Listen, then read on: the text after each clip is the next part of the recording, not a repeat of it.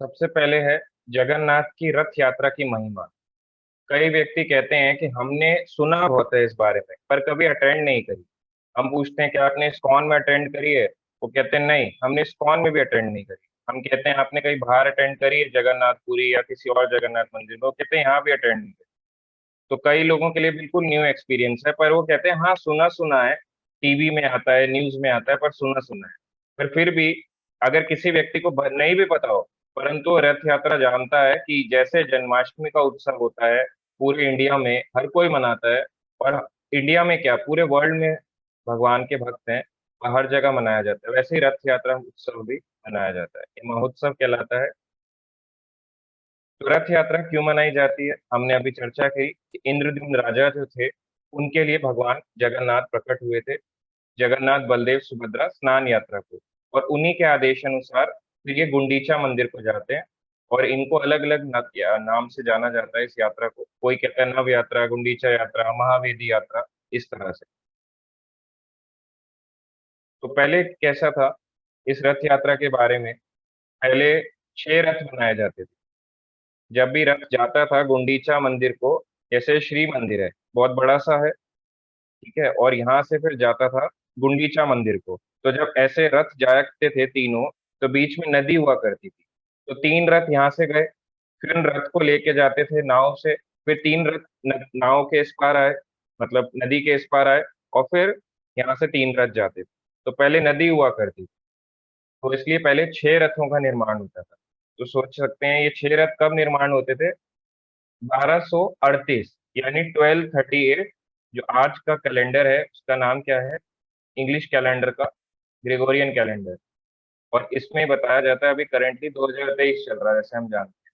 तो 1238 के टाइम पे ये रथ यात्रा इस तरह से चलती थी। बाद में जब इसी में एक राजा आए, इसी काल में 1238 में, तो वहां पे आए एक नरसिंह देव राजा। तो उन राजा ने इस नदी को कवर कर दिया, ताकि 3 ही रथों का निर्माण हो, एक ही रथ में भगवान जगन्नाथ श्री मंदिर से गुंडीचा मंदिर को जाए। इस तरह से रथ यात्रा इतने साल पहले स्टार्ट हुई। अब पता चलता है कि रथ यात्रा, अगर कोई कहता है हम क्यों अटेंड करें, इसके बारे में भी वर्णन आता है इसकी महिमा का। कि स्कंद पुराण में बताया जाता है कि यदि कोई व्यक्ति भगवान जगन्नाथ, बलदेव, सुभद्रा को रथ पर आरूढ़ होकर, है ना, वो तीनों बैठे हुए हैं, महावेदी की ओर जाते हुए देखता है, यानी गुंडीचा मंदिर की ओर जाते हुए देखता है, तब लाखों जन्मों के उसके पाप तत्क्षण नष्ट हो जाते हैं, केवल देखने से। अगर आप भगवान जगन्नाथ, बलदेव और सुभद्रा, उनकी रथ यात्रा ऐसे जा रही है, आपने देखा है ऐसे करके, अरे वाह, चलो फोटो बना लेता हूँ। अगर आपने केवल देखा, वीडियो बनाने के लिए भी देखा, तत्क्षण उसी क्षण आपके लाखों जन्मों के पाप नष्ट हो जाते। कितना, मतलब आप सोचो कि भगवान की कितनी कृपा है। आप सिर्फ ऐसे करके देख रहे हो, चाहे आपने जाने अनजाने में भी देखा। लोग ऐसे निकलते हैं ना, सड़कों से निकलते हैं, देखते हैं कौन जा रहा है, कौन जा रहा है। तो अगर वो देखते भी हैं, उनके लाखों जन्मों के पाप केवल देखने से नष्ट हो जाते हैं। आगे इसमें बताया जाता है, और पुराणों में भी वर्णन आता है कि रथे तु वामनम दृष्ट्वा पुनर्जन्म न विद्यते। यदि कोई भगवान जगन्नाथ को रथ पर आरूढ़ होते हुए देखता है, तब उसका पुनर्जन्म नहीं होता। हरि हरि बोल, उसका पुनर्जन्म भी नहीं होगा, केवल अगर आप देख रहे हो। अब कोई बोले प्रभु जी ये तो बहुत आसान है, एक बार ही देख लो साल में, उसके बाद 364 दिन और जितना भी टाइम है बाकी का, एक दिन का रिमेनिंग, उस समय सिर्फ पाप ही पाप करो, एक दिन देखो। तो बिना नियम करे तो उसका पुनर्जन्म होगा ही, अगर वो नियमों का पालन नहीं कर रहा। पर अगर वो नियमों का पालन कर रहा है, सही रूप से भक्ति कर रहा है, भक्ति भावना से, तो उसका पुनर्जन्म नहीं होगा अगर वो भगवान को देख रहा है। तो ये भी पुराणों में वर्णन। आगे आता है, जैसे हम देखते हैं कि राजा इंद्रद्युम्न थे, और जगन्नाथ जी इनको आदेश दिया कि आप मेरे रथ को लेके जाइए। तो रथ यात्रा का विवरण किस प्रकार है, इसको हम जानेंगे। तो स्कंद पुराण में बताया जाता है कि जब विग्रहों की स्थापना हुई थी, जगन्नाथ, बलदेव, सुभद्रा, जब उन्हें दरवाजा खोला था, हमने लास्ट क्लास में पढ़ा, विश्वकर्मा आए थे बढ़ई के रूप में, बूढ़े बढ़ई थे, जैसे उन्हें बोला अंदर नहीं आना। तो राजा ने देखा कहीं ऐसा तो नहीं कि वो व्यक्ति मर गए हो, आवाज भी नहीं आ रही है, तो 15 दिन में ही दरवाजा खोल दिया, और जैसे ही अंदर जाते हैं, दर्शन करते हैं, वो देखते हैं हाथ नहीं है, पैर नहीं है भगवान के, एकदम आश्चर्यचकित हो जाते हैं, तो रोने लगते हैं। तो भगवान उन्हें कहते हैं कि मैं इसी रूप में तुम्हारे लिए प्रकट हुआ। नील माधव जो थे, वो जगन्नाथ के रूप में प्रकट होते हैं। तो राजा जो होते हैं वो तीन इच्छाएं मांगते हैं भगवान से। जैसे आप, हर कोई बोलता है ना, हमारी आखिरी कोई इच्छा, कई बार बोलते हैं ना कोई आखिरी इच्छा, चाहे वो मर भी रहो पर बोलते हैं ना कोई आखिरी इच्छा, वैसी राजा ने बोला मैं आपसे केवल तीन इच्छाएं मांगता हूँ। पहली इच्छा है कि आप केवल 3 घंटे विश्राम करें। आप केवल 3 घंटे सोएं। ये भगवान से बोल रहे हैं। आप कभी बोल सकते हो अपने घर में, या हम कभी बोल सकते हैं। हम लोग तो मंदिर बंद करते हैं कब, 9 PM टू 4:30, रात के 9 से 4:30 बजे तक हमारे मंदिर बंद रहते हैं। अगर हम बोले कि हमारे मंदिर, हमारे ना, भगवान आप तो रात भर उठे रहो, हम आपको सोने नहीं देंगे, तो इस तरह से अगर हम बोले, क्या भगवान हमारी बात मानेंगे? कहेंगे क्या पागल आदमी है, मेरे को उठाए रख रहा है और खुद मस्त होके सो रहा है। तो राजा ने बोला केवल 3 घंटे आप विश्राम करें। दूसरा, है ना, दूसरा आता है कि पूरे दिन आप दर्शन से जगत के बद्ध जीवों का उद्धार करें। है ना? पूरे पूरे दिन केवल दर्शन मात्र से जीवों का उद्धार करें, और प्रसाद से कृपा दें। जगन्नाथ जी की प्रसाद में बहुत कृपा है। जगन्नाथ जी का बताया जाता है, अगर कोई दर्शन नहीं भी कर पाए, केवल प्रसाद पाले, क्योंकि जगन्नाथ को क्या कहते हैं, अन्न क्षेत्र। सतयुग में भगवान कहाँ आते हैं, नर नारायण के रूप में, बद्रीनाथ। तो बद्रीनाथ क्या है, तपस्या स्थली। उसके बाद भगवान विश्राम करने, भगवान स्नान करने जाते हैं। स्नान स्थली कहाँ है, त्रेता युग में रामेश्वरम। वहाँ स्नान क्षेत्र है, वहाँ स्नान की महिमा है कि खूब स्नान करो। उसके बाद द्वापर युग में भगवान आते हैं द्वारका में। द्वारका कहाँ है, गुजरात में। और द्वारकाधीश वहां पे मंदिर है, तो वहां पे श्रृंगार, वहां पे भगवान का श्रृंगार होता है। और कलयुग में भगवान आते हैं अन्न क्षेत्र, यानी जगन्नाथपुरी में, और भगवान अन्न के रूप में कृपा करते हैं। अगर आप कुछ भी नहीं कर सकते, दर्शन भी नहीं कर सकते, केवल जगन्नाथ का महाप्रसाद पाते हो, तो भी वो उसी के बराबर है जितना दर्शन है। सोचिए, आप सोचो, प्रसाद के लिए तो लोग लाइनों में खड़े रहते हैं। एक तरफ दिल्ली में भी लोग खड़े हैं, जगह जगह यहाँ पे पंडाल लग जाते हैं, अलग अलग देवी देवताओं के या किसी का पंडाल लग के चल रहा है। मगर जगन्नाथ के प्रसाद में इतनी कृपा है कि अगर आपने दर्शन नहीं भी किए, केवल प्रसाद पा लिया, तो आपके दर्शन हो गए। इतनी कृपा है जगन्नाथ जी के महाप्रसाद। तो उन्होंने बोला कि पहली इच्छा, आप केवल 3 घंटे सोएं, और दूसरी इच्छा कि आप अपने दर्शन देके पूरे दिन जीवों का उद्धार करें और महाप्रसाद पे से कृपा करें। और तीसरा, तीसरा क्या कहते हैं, मेरी कोई संतान ना हो। हम मांग सकते हैं अगर भगवान हमारे पुत्र रूप में आ जाए, सब लोग घरों में लड्डू गोपाल रखते हैं, ऐसे करके ऐसे रखते हैं छोटे से, और वे गाने, छोटे छोटे गैया छोटे छोटे ग्वाल, छोटा सा मेरो मदन गोपाल, आपने छोटे से रख लिया गोपाल। आप अगर सोचो, उनको बोलोगे आप ही मेरे बेटे हो, अब से मेरे को कोई पुत्र नहीं चाहिए, और भगवान वही कर दे कि आपकी कोई संतान ना हो, परेशान हो जाएंगे हम लोग, नींद बंद हो जाएगी हमारी, हम कहेंगे ये क्या हो गया, भगवान इतना इतना अन्याय, मेरे साथ इतना अन्याय करते हैं आप। तो हम तो लड़ बैठेंगे भगवान से, कहेंगे क्या भगवान है, मैंने तो सोचता, मैं तो छोटी छोटी गैया केवल गाता था, आपको तो मैं केवल इसलिए लाया था ताकि मैं आपकी थोड़ी बहुत सेवा करूं और आप मेरी इच्छाएं पूर्ति कर सके। मैं तो यही सोचता था कि आप इच्छा पूर्ति की मशीन है। बाद में जाके पता चलता है कि भगवान को अगर आप घर पे लाए हो, अगर आपने बोल दिया कि आप मेरे पुत्र हो, मेरे पुत्र हो, तो फिर अन्य कोई पुत्र नहीं होता। ऐसी एक बारी वृंदावन में एक माता जी रहा करती थी। ये सच्ची बात है, ऐसा नहीं, और ये अभी की बात है, ऐसे नहीं है कि कोई सन इतने साल पुरानी है, कुछ साल पहले की है, कुछ टाइम पहले की बात है, कलयुग की ये घटना है। बताया जाता है एक माता जी थी, उन्हें अपने घर में भगवान की वो सेवा किया करती थी, उनके कोई संतान भी नहीं थी, तो बहुत अच्छे से सेवा किया करती थी। पूरे दिन रात लगी रहती थी, भगवान का भोग बनाना, कपड़े चेंज करना, चैंटिंग करना, कीर्तन करना, कुछ ना कुछ लगी रहती थी। फिर एक दिन क्या हुआ, उनके जैसे होते हैं ना, कोई रिश्तेदार आ जाते हैं और कहते हैं मौसी आप तो बहुत अच्छी हैं, बुआ जी आप तो बहुत अच्छी हैं, उनके कोई रिश्तेदार आए। तो उनके रिश्तेदार आके कहते हैं हम हमारा ना, हमारी केयर कीजिए, तो वो उनकी केयर करने लगती हैं, क्योंकि उनके यहाँ रहने आती हैं कि मुझे आपकी जरूरत है, मेरे पे भी थोड़ा ध्यान दे दो। तो उनकी केयर करने लगती है।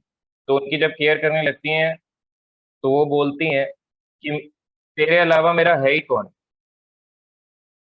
चाचा होते हैं, कोई भी आप समझ सकते हैं, मामा जी का बेटा, उनका रिश्ते में ही होते हैं, तो बोलते हैं तेरे अलावा मेरा है ही कौन।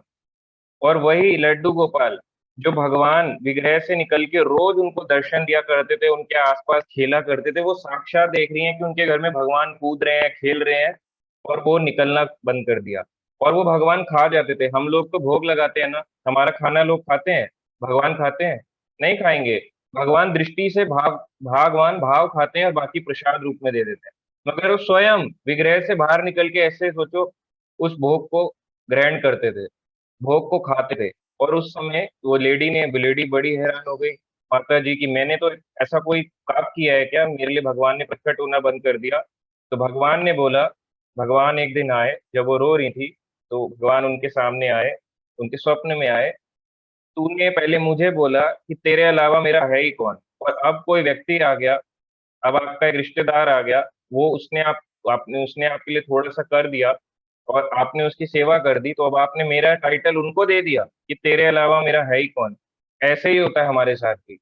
अगर हम भगवान को बोल दें कि मेरी कोई संतान ना हो, कितना कठोर है ये, कि मेरा यही बच्चा है, तो बच्चा बोलना और एक्चुअली मानने में बहुत डिफरेंस है। आपका बच्चा रोएगा, आप बच्चे को क्या करोगे, सुलाओगे, उसको पीठ थपथपाओगे, दूध दे दोगे, गोदी उठाओगे, मगर लड्डू गोपाल, हाँ ऐसे तो नहीं करना उन बिल्कुल ही कि बेड पे लेटा दिया, ये तो गलत है। ये तो डिसरिस्पेक्ट है, भगवान को ऑल्टर में ही रखा जाता है। ऐसे नहीं कि कहीं टोकरी में लेके निकल जाते हैं, ऐसा नहीं करना चाहिए, जो भगवान है। पर फिर भी अगर आप देखें भगवान की आप अच्छे से केयर कर रहे हैं, और एकदम से आपका बच्चा रोने लगे, तो आप भगवान को छोड़ दोगे, बच्चे पे चले जाओगे। मगर उन इंद्रद्युम्न राजा ने क्या मांगा, मेरी कोई संतान ना हो। तो ये तीन इच्छाएं उन्होंने अपनी मांगी। तो इसके बाद जो उनकी वाइफ थी, अगर सोचो कोई पति बोल दे कि मेरी कोई संतान ना हो, तो वाइफ को कैसा लगेगा, उसका दिल टूट जाएगा। तो उनकी वाइफ का नाम था गुंडीचा, इसलिए गुंडीचा मंदिर बोला जाता है। तो उनकी वाइफ ने बहुत दुखी हुई कि मेरी कोई संतान नहीं होगी, मेरा कोई पुत्र नहीं होगा, हमारा वंशज कोई नहीं होगा। तो जो भगवान थे, वो तो सब जानते हैं, भगवान तो अंतर्यामी, तो वो समझ गए कि मेरी जो माँ है गुंडीचा, वो बहुत परेशान है।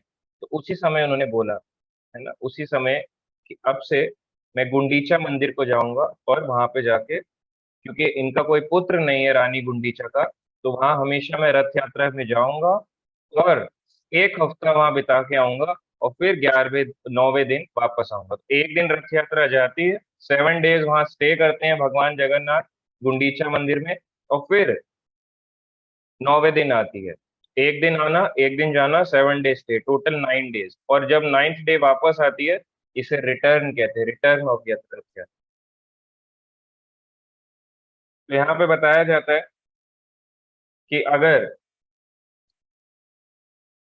आप देखें, कहीं भी आप जाएं, आप इस्कॉन द्वारका आए, या आप कहीं बाहर किसी इस्कॉन टेम्पल में चले जाएं, दिल्ली में, दिल्ली के बाहर, इंडिया में अलग अलग शहरों में कहीं पे भी चले जाएं, या कहीं भी और कोई मंदिर चले जाएं, चाहे आप रामेश्वरम चले जाएं, बद्रीनाथ चले जाएं, द्वारकाधीश मंदिर चले जाएं, या फिर आप विट्ठलनाथ महाराष्ट्र चले जाएं, या फिर आप कहीं भी चले जाएं, वृंदावन आदि अलग अलग स्थान है, तो वहां पे भगवान आपको कभी भी अपने ऑल्टर को छोड़ के बाहर आते हुए दर्शन में नहीं दिखेंगे।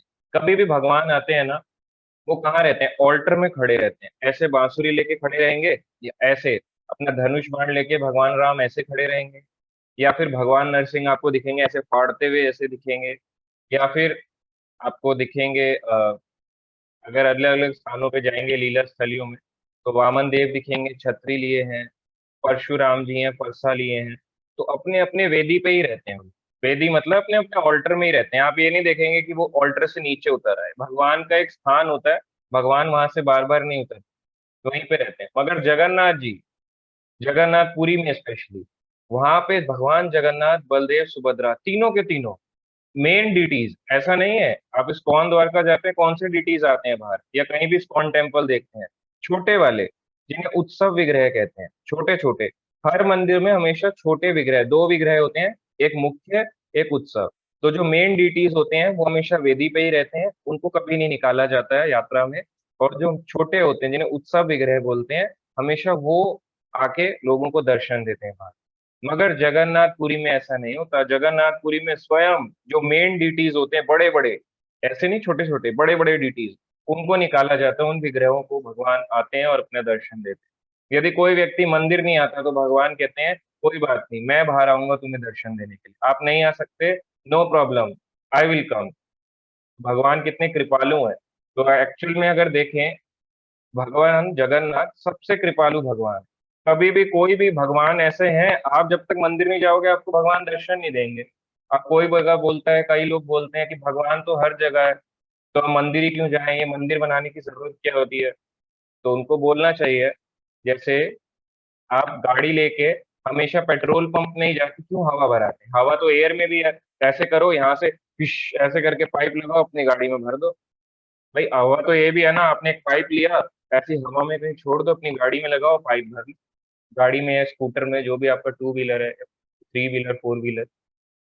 परंतु हम पेट्रोल पंप जाते हैं, भरते हैं। ऐसे ही भगवान तो हर जगह है, मगर हम सेवा नहीं कर सकते। भगवान कहते हैं मैं जल का स्वाद हूँ। आपको भगवान रियलाइज हो रहे हैं जल के स्वाद में, अच्छा तो लगता है, आनंद तो लगता है, मगर भगवान नहीं स्मरण आते। आप सेवा कैसे करोगे जल के स्वाद की? है ना, लोग बोलते हैं कण कण में भगवान है, आप कण कण की सेवा कैसे करोगे? इसलिए भगवान का ऑल्टर होता है साक्षात। और भगवान निराकार नहीं है, भगवान साकार है। साकार कृष्ण रूप में या अलग अलग अवतार रूप में भगवान की सेवा की जाती है। तो जब वहां पे सेवा की जाती है, तो कभी भी मेन डिटीज आप देखें तो लोग खुद आते हैं मंदिर। इस्कॉन टेम्पल लोग जाते हैं, खुद जाके दर्शन करते हैं। मगर जगन्नाथ जी कैसे होते हैं, वो बाहर निकल जाते हैं, साल में एक बार बाहर निकलते हैं कि चलो मैं बाहर चलता हूँ, और अब अपने भक्तों को, जो मेरा बाहर लोग वेट कर रहे हैं इतने सारे, उन सबको मैं दर्शन देता हूँ। तो वो इतने कृपालु हैं, अगर कोई दर्शन नहीं भी करना चाहता, केवल ऐसे देख भी लेगा, तो उसके बताया जाता है तत्क्षण, उसी क्षण कई जन्मों के पाप नष्ट हो जाते हैं, केवल देखने से। हाँ, तो छोटे मदन मोहन जो भी आते हैं, जो छोटे मदन मोहन का विग्रह है, वो भी जगन्नाथ जी के रथ पे आता है। तो गौड़िया वैष्णव यहाँ पे बताते हैं। गौड़िया वैष्णव मतलब चैतन्य महाप्रभु के जो फॉलोअर्स हैं, उन्हें गौड़िया वैष्णव कहा जाता है। यानी गौड़िया मतलब गौरंग महाप्रभु के फॉलोअर्स। तो हम लोग बताते हैं, उन हमारी फिलोसफी में आता है कि जो भगवान जगन्नाथ जी का श्री मंदिर है, और ये क्या है, गुंडीचा मंदिर। तो जब श्री मंदिर से गुंडीचा मंदिर जाते हैं, तो श्री मंदिर को कहते हैं ऐश्वर्य धाम। यहाँ भगवान के ऐश्वर्य छह ऐश्वर्य। और यहाँ से भगवान जाते हैं गुंडीचा मंदिर। और गुंडीचा मंदिर क्या है, माधुर्य धाम। जैसे इसको बोला जाता है, जो भगवान का श्री मंदिर है, जगन्नाथपुरी की बात कर रहे हैं, इसे बोला जाता है भगवान द्वारका से वृंदावन को जाते हैं, तो गुंडीचा को एज अ वृंदावन बताया जाता है। क्योंकि यहाँ पे भगवान की ऐश्वर्य भाव में सेवा होती है श्री मंदिर, जहाँ हम दर्शन करने जाते हैं, मोस्टली सारी भीड़ जाती है, उसे श्री मंदिर कहते हैं। और जब भगवान यहाँ जाते हैं, तो अपने द्वारका भाव से को अपना छोड़ के वो वृंदावन भाव में जाते हैं। इसलिए आप देखते होंगे जगन्नाथ जी को कैसे ले जाया जाता है, ऐसे ऐसे हिलते हुए जाते हैं जगन्नाथ जी। भगवान वृंदावन भाव में है। भगवान अपनी ब्रजवासियों को याद करते हैं, और जब ब्रजवासियों को याद करते हैं तो रोने लगते हैं, उनकी आंखें रेड होने लगती है। तो आप देखते हैं जगन्नाथ जी की आंखें, आईज कैसी हैं जब जगन्नाथ जी प्रकट हुए। कैसे, हमने पढ़ा था इंद्रद्युम्न के लिए भी प्रकट हुए। और एक बार द्वारका में अपनी लीलाएं सुन रहे थे, तो लीला सुनते सुनते रोहिणी माता से जगन्नाथ, बलदेव, बलराम जी और सुभद्रा की, तीनों के हाथ पैर सिकुड़ गए और आंखें बड़ी बड़ी हो गई, भाव में हो गए। तो ऐसा भाव जब उनने प्रकट किया, तो उनकी आंखें लाल हो गई अपनी वृंदावन की लीला को सुन के, और उनकी आंखों में जैसे रेडिशनेस आ जाती है ना, याद कर करके रो रो के हाल बेहाल हो जाता है। ऐसे जगन्नाथ जी का हाल हो जाता है। तो अपने वृंदावन के भक्तों को याद करने के लिए, अपनी वृंदावन की महिमा याद सुनते हुए जगन्नाथ जी बिल्कुल जैसे कैसे जाते हैं, जैसे एक झूमता हुआ व्यक्ति जाता है ना, ऐसे आगे बढ़ते हैं जगन्नाथ जी तक। तो इसलिए इसको बताया जाता है कि माधुर्य धाम ज्यादा प्रधान है, क्योंकि यहाँ पे प्रेम का संबंध है। ऐश्वर्य धाम में भगवान को भगवान मानते हैं। जैसे द्वारकाधीश को भगवान, आप कभी क्या मानोगे द्वारकाधीश को, भगवान। आप कभी प्रेम का संबंध नहीं बना पाओगे। मगर कृष्ण, वृंदावन के कृष्ण के साथ प्रेम संबंध होता है, ऐसे ग्वाल बाल उनकी पीठ पे चढ़ जाते हैं। है ना, वो भगवान को भगवान ही नहीं मान रहे। सोचो, भगवान की कोई पीठ पे चढ़ सकता है, मगर ग्वाल बाल पीठ पे चढ़ गए। यशोदा माता उनको बांध रही हैं, उखल से बांध रही हैं। इसके अलावा उनके पीछे लेके भाग रही हैं छोटी सी छड़ी लेके, कृष्ण भाग रहे हैं या मटकी फोड़ रहे हैं। तो आप देखेंगे ये भगवान का भाव नहीं है, यहाँ पे वृंदावन भाव। तो यहाँ प्रेम प्रधान है। तो इसलिए माधुर्य धाम है गुंडीचा मंदिर, श्री मंदिर है द्वारका धाम। और यहाँ से ऐश्वर्य को भगवान छोड़ के माधुर्य धाम की ओर को जाते हैं रथ यात्रा। तो आप देखेंगे जगन्नाथ जी के विग्रह कैसे होता है। जगन्नाथ जी का विग्रह जैसे रथ है, यहाँ पे आप देख सकते हैं। यहाँ पे बताया गया है कि इसमें से श्री मंदिर कौन सा है। आप देख सकते हैं जो पीछे आपको ब्राउन कलर का दिख रहा है, ये श्री मंदिर कहलाता है ना, ये ब्राउन कलर का लंबा सा, इसे श्री मंदिर कहते हैं। और यहाँ पे जो आप देखेंगे एक और, ये आपको यहाँ तीन रथ दिखाई दे रहे हैं, है ना। तो जो लाल और पीला है ये जगन्नाथ जी का है, और सेंटर में लाल और काला ये सुभद्रा जी का है, और लाल और हरा ये बलदेव जी का यानी बलराम जी का है। ये तीन रथ बनाए जाते हैं। इस टेम्पल से, श्री मंदिर से गुंडीचा मंदिर की ओर जाते हैं, जो कि 3.5 किलोमीटर नॉर्थ ईस्ट जगन्नाथपुरी में ही एक स्थान है गुंडीचा मंदिर, वहां को ये जाता है। तो वहां पे रानी गुंडीचा का मंदिर है, जहाँ गुंडीचा महारानी रहती थी। गुंडीचा कौन है? इंद्रद्युम्न राजा की वाइफ। क्योंकि उनकी कोई संतान नहीं थी, तो भगवान स्वयं वहां जाते हैं कि मैं अपनी माता के पास जाऊंगा। तो इस तरह से ये तीन रथ बताए जाते हैं। और भगवान जगन्नाथ कैसे होते हैं? अगर आप देखेंगे ऐसे हाथ होते हैं भगवान जगन्नाथ के। कैसे हाथ हैं? ऐसे नहीं है। भगवान राम का आप कैसे देखते हैं? ऐसे होता है। और शांत स्वभाव में होते हैं, ऐसे खड़े होते हैं धनुष लेके, इस तरह से। और अगर आप देखेंगे भगवान नरसिंह का, वो तो एकदम भयानक फाड़ने के उसमें है। और अगर आप कृष्ण का देखेंगे, कृष्ण तो ध्यान ही नहीं देते, वो तो अपना अपना आनंद में रहते हैं, ऐसे बांसुरी पकड़ के।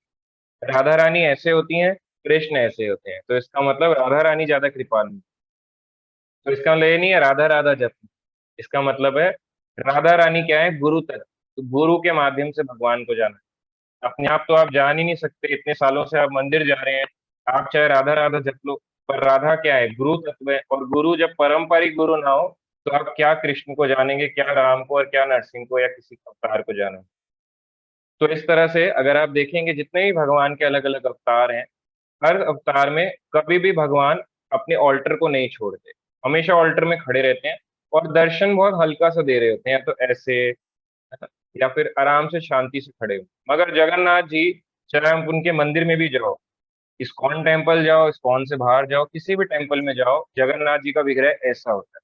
दोनों हाथ, दोनों हाथ ऐसे होते हैं, एक हाथ में शंख, एक में चक्र, ऐसे करके दोनों हाथ आगे बढ़ा के रखते हैं जगन्नाथ जी। तो अपने दोनों हाथ ऐसे, आओ आलिंगन करो मेरा, आओ मेरा आलिंगन करो। तो जगन्नाथ जी वैसे महालक्ष्मी जी का आलिंगन करना चाहते हैं, हक करना चाहते हैं, परंतु अपने भक्तों का भी, अपने भक्तों को अपने पास बुला रहे हैं, और कृपा के हाथ आगे बढ़ाए हैं जगन्नाथ जी ने। और बड़ी बड़ी आंखें हैं, आप भगवान को ना देख सको, मगर भगवान आपको पहले ही देख लेते। ओह अच्छा, ये है, आज मेरे मंदिर आया है, मेरे दर्शन करने आया है, इतने खुश हो जाते हैं भगवान। आगे यहाँ पे बताया जाता है उस इस उत्सव की शुरुआत कब होती है। ये स्टार्ट होता है 4 महीने पहले, अप्रोक्सीमेटली बसंत पंचमी के टाइम पे। इस उत्सव की शुरुआत तब से होती है ना। और यहाँ पे बताया जाता है कि लकड़ियों को उस दिन लाया जाता है, बसंत पंचमी के दिन लकड़ियों को इकट्ठा किया जाता है ना, रथ बनाने के लिए उस दिन स्टार्ट किया जाता है। हर साल 4 महीने पहले इसकी प्रिपरेशन स्टार्ट कर देते हैं।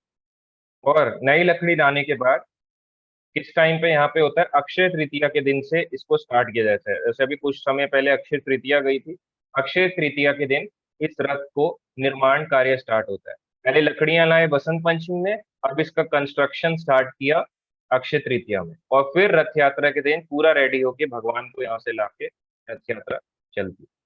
तो अब हम देखेंगे 3 प्रकार के रथ होते हैं जगन्नाथ बलदेव सुभद्रा का, कैसे कैसे होते हैं। अभी हमने पिक दिखाई थी। तो इस तरह से 3 रथ हैं।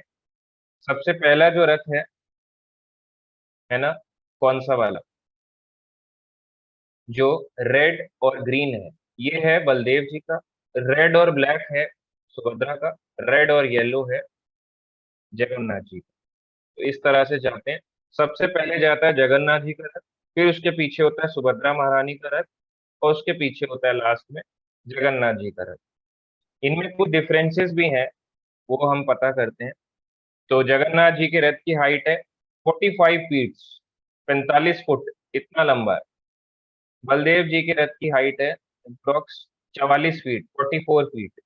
और सुभद्रा महारानी के रथ की हाइट है 42 से 43 फीट, अप्रोक्सीमेटली 42 से 43 फीट, इतना बताया जाता है। जगन्नाथ जी का जो रथ है लाल और पीला वाला, इसे बोलते हैं नंदी घोष, इसे नंदी घोष बोलते हैं। बलदेव जी के जो रथ है रेड और ग्रीन वाला, इसे बोलते हैं ताल ध्वज। और जो सुभद्रा का रथ है ब्लैक और रेड वाला, इसे कहते हैं देव दलन या दर्प दलन, दो नामों से जाना जाता है। जगन्नाथ जी के रथ में 16 पहिए हैं, और बलदेव जी के रथ में 14 पहिए होते हैं। और सेंटर में जो रथ है सुभद्रा का रेड और ब्लैक वाला, इसमें होते हैं 12 पहिए। तो इनमें डिफरेंसेस आप देखिए, कितने सारे डिफरेंसेस। इसमें जो गार्ड होते हैं, जगन्नाथ जी के जो रथ के रक्षक या गार्ड होते हैं, उसमें होते हैं नरसिंह देव स्वयं भगवान। और बलराम जी के रथ में गार्ड कौन होते हैं? अनंत शेष। अनंत शेष आप जानते हैं, जिसपे भगवान विष्णु लेटते हैं, वो वाले भगवान विष्णु इसके गार्ड होते हैं, रक्षक होते हैं। और सुभद्रा जी के उसमें जो रक्षक देवता होते हैं, वो होते हैं वन दुर्गा। तो इनके अपने अपने अब रथ हैं, इनके आगे घोड़े भी होंगे। तो तीनों रथों के आगे चार चार घोड़े होते हैं। तो घोड़ों का रंग क्या होता है? जगन्नाथ जी के आगे जो चार घोड़े होते हैं, उनका रंग होता है व्हाइट कलर के, वो बने हुए। और बलराम जी के घोड़े कौन से कलर के होते हैं? चार घोड़े ब्लैक कलर के। और सुभद्रा महारानी के आगे जो घोड़े होते हैं, वो होते हैं पीले कलर के। अब देखो कितना सारे डिफरेंसेस है। सारथी का नाम क्या है? जगन्नाथ जी के रथ के सारथी का नाम है दारुक या मातली। बलदेव जी के रथ के सारथी कौन है? सुद्युम्न। और सुभद्रा जी के रथ के सारथी कौन है? अर्जुन। इस तरह से अलग अलग रथ में अलग अलग यहाँ पे डिजाइन है। टॉप पे देखें, अगर शिखर को देखें हम, रथ के टॉप पे, तो रथ के टॉप पे जो यहाँ पे शिखर पे होते हैं जगन्नाथ जी के रथ पे, वो होते हैं चक्र और गरुड़। बलदेव जी के रथ पे होता है ताल चिन्ह, और सुभद्रा जी के रथ पे होता है पद्म चिन्ह। अलग अलग आप देखते हैं कि यहाँ पे होते हैं। और जैसे अभी शिवानंद प्रभु जी ने हमारे बताया कि जगन्नाथ जी के रथ में होते हैं डीटीज होते हैं, है ना, जैसे पार्श्व देवता या छोटे डीटीज होते हैं, उसमें होते हैं रामकृष्ण। बलदेव जी में मदन मोहन, और सुभद्रा के उसमें सुदर्शन। कितने सारे डिफरेंसेस हैं, आप देख सकते हैं। ये रथ देखने में बड़े सेम से लगते हैं, मगर कितने सारे इसमें डिफरेंसेस होते हैं, जो आज हमने जाना। ये बहुत थोड़े से डिफरेंसेस थे, अदरवाइज देखें तो और भी बहुत सारे इसमें डिफरेंसेस होते हैं। तो सबसे पहले यहाँ पे बताया जाता है कि सुदर्शन को लाकर रथों की परिक्रमा करवाते हैं, और सुभद्रा के रथ पे उसको विराजमान करवाते हैं। कि सुभद्रा उनकी बहन है, तो भगवान चाहते हैं उनकी रक्षा की जाए, तो सुभद्रा के लिए वो अपने किसको भेजते हैं? सुदर्शन चक्र को वहां पे विराजमान करते हैं। और जब रथ चलना स्टार्ट करते हैं, सब क्या बोलते हैं? जय जगन्नाथ, जय जगन्नाथ, और ऐसे करके रस्सी खींचते हैं। आप देखते होंगे बहुत जान लगा के खींचते हैं। भगवान इतने भारी हो जाते हैं उस समय में, कितने सारे व्यक्ति उसको खींच रहे होते हैं। बताया जाता है अप्रोक्सीमेटली हर साल जगन्नाथ यात्रा में कम से कम 25 लाख लोग एट अ टाइम प्रेजेंट होते हैं। एट अ टाइम बोला जा रहा है, ट्रैवल तो अलग है। एट अ टाइम 25 लाख लोग प्रेजेंट होते हैं। आप इमेजिन करो, 1000 लोगों की भीड़ भी अगर आ जाए, हम संभाल नहीं पाते। 100 लोग भी आ जाए, हमें पता नहीं लगता। अगर अभी हम सोचो, यहाँ पे एक रथ यात्रा हो रही है, यहाँ पे अभी 100 लोग आ जाए, आपको पता नहीं लगेगा, अच्छा आप भी आए थे, हमें पता ही नहीं था। 25 लाख, आप ढूंढते रहेंगे कौन कहाँ है। इतनी बड़ी रथ यात्रा ये होती है। तो यहाँ से 7 दिन लगते हैं। यहाँ से जब जाते हैं, 7 डेज भगवान अपने गुंडीचा मंदिर में जाके वहां पे रहते हैं। और फिर 9th डे एकादशी के दिन, अभी द्वितीया होती है, जब रथ जाता है उस दिन द्वितीया होती है। 7 डेज रुकता है, और फिर वापस एकादशी के दिन रिटर्न ऑफ रथ यात्रा होती है, यानी गुंडीचा से वापस श्री मंदिर में आते हैं। और जब वापस आते हैं तो लक्ष्मी जी उन्हें रोक देती हैं। लक्ष्मी जी कहती हैं नहीं, आपकी कोई एंट्री नहीं है, क्योंकि आप बोल के गए थे 5 दिन में आएंगे और आप रहे हैं 9 दिन में, तो एंट्री नहीं करने देती हैं। तो ये भी अलग बहुत सुंदर लीला होती है। और फिर भगवान जगन्नाथ उन्हें प्रसन्न करते हैं और फिर मंदिर में एंटर करते हैं। तो 5 दिन जब बताया जाता है, जब 5 दिन यहाँ पे होता है, तो यहाँ पे पंचमी जब तिथि आती है उसे हेरा पंचमी कहते हैं। तो पंचमी को हेरा पंचमी कहते हैं कि 4 दिन में वापस आना था पर वो आते नहीं है। तो महालक्ष्मी अपने सेवकों को भेजती है कि जाओ उनको लेके आओ, मेरे पति तो आए नहीं है वापस। तो जब वो वापस नहीं आते हैं, तो उस समय भी ये हेरा पंचमी उत्सव मनाई जाती है कि वो लीला है कि उस दिन भगवान नहीं आते हैं। तो भगवान को लेके आना चाहते हैं पर नहीं आते हैं, तो लक्ष्मी जी क्रोध में आ जाती हैं कि मैं उनको एंट्री नहीं करनी।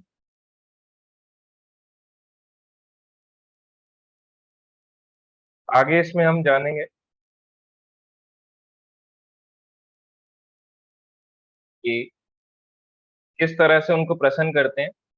तो अंदर आने की जब अनुमति मांगते हैं जगन्नाथ जी, जब वापस आते हैं 9 दिन 9वें दिन, तो हाथ जोड़ के गिड़गिड़ाते हैं। गिड़गिड़ाते हैं जैसे पति हो कहीं लेट आ जाए तो माताएं क्या बोलेंगी, वाइफ क्या बोलेगी, इतनी लेट, कहाँ थे तुम, और दिन तो 9 बजे आते, आज 10 बजे कैसे, आज 11 बजे कैसे, जाओ तुम्हारी एंट्री नहीं। तो पति जब सोचो काम से लेट आ जाए तो एंट्री नहीं होती, ऐसी 9 डेज कोई अगर हो जाए, चौथे 4 दिन बोल के गए थे, है ना, और उसको फिर नहीं आए, तब भी अपने सेवकों को भेज के भी नहीं आए, और जब 9वें दिन आ रहे हैं तो अब यहाँ के गिड़गिड़ा रहे हैं।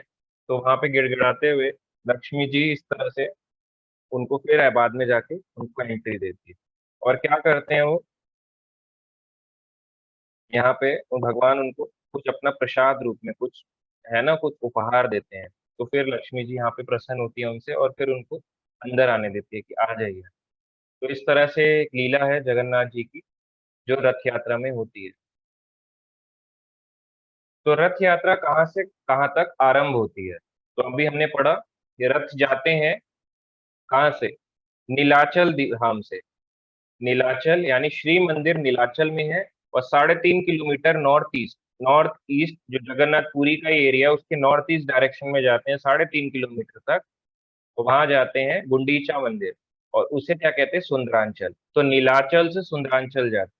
और हम जगन्नाथ के प्रणाम मंत्र में क्या कहते हैं, नीलाचल निवासाय नित्याय परमात्मने बलभद्र सुभद्राभ्याम जगन्नाथाय ते नमः। क्यों नीलाचल धाम में निवास करते हैं और नीलाचल से सुंदरांचल जाते हैं।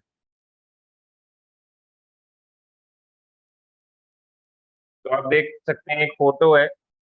तो जगन्नाथ जी के रथ को केवल ऐसा नहीं है आम लोग या फिर पुजारी लोग या भक्त लोग ही केवल खींच सकते हैं, कोई भी व्यक्ति जगन्नाथ जी के रथ को आके उस दिन हाथ भी अगर रस्सी पे लगाता है, उसके तत्क्षण पाप नष्ट हो जाते हैं, देखने से भी होते हैं और हाथ लगाने से भी होते हैं। बहुत कृपा है जगन्नाथ जी के उसमें। और देख सकते हैं पुलिस भी खींचती है जगन्नाथ जी के रथ को, बहुत भारी रथ होते हैं, ऐसा नहीं है कि एक व्यक्ति अकेला खींच लेगा। बहुत मोटी रस्सी है, आप देख सकते हैं कितने सारे होते हैं।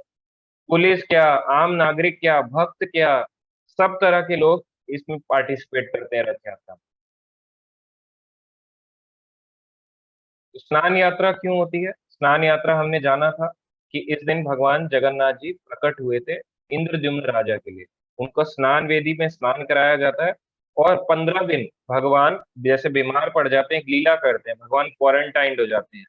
तो इसलिए जगन्नाथ जब स्नान यात्रा आई थी, अभी अप्रोक्सीमेटली 2 हफ्ते पहले जब हमने क्लास करी थी, तो स्नान यात्रा में भगवान बीमार हो गए। भगवान ऐसी लीला कर रहे हैं कि खूब उनको स्नान करा रहे हैं, और वो बीमार पड़ जाते हैं। तो जब बीमार पड़ जाते हैं उनको अलग रखा जाता है, फिर उनको अलग अलग तरह की दवाई और वहाँ पे उपचार किए जाते हैं, डॉक्टर को भी बुलाया जाता है। जगन्नाथ जी का जब वो टेम्परेचर नापते हैं तो बहुत हाई होता है टेम्परेचर।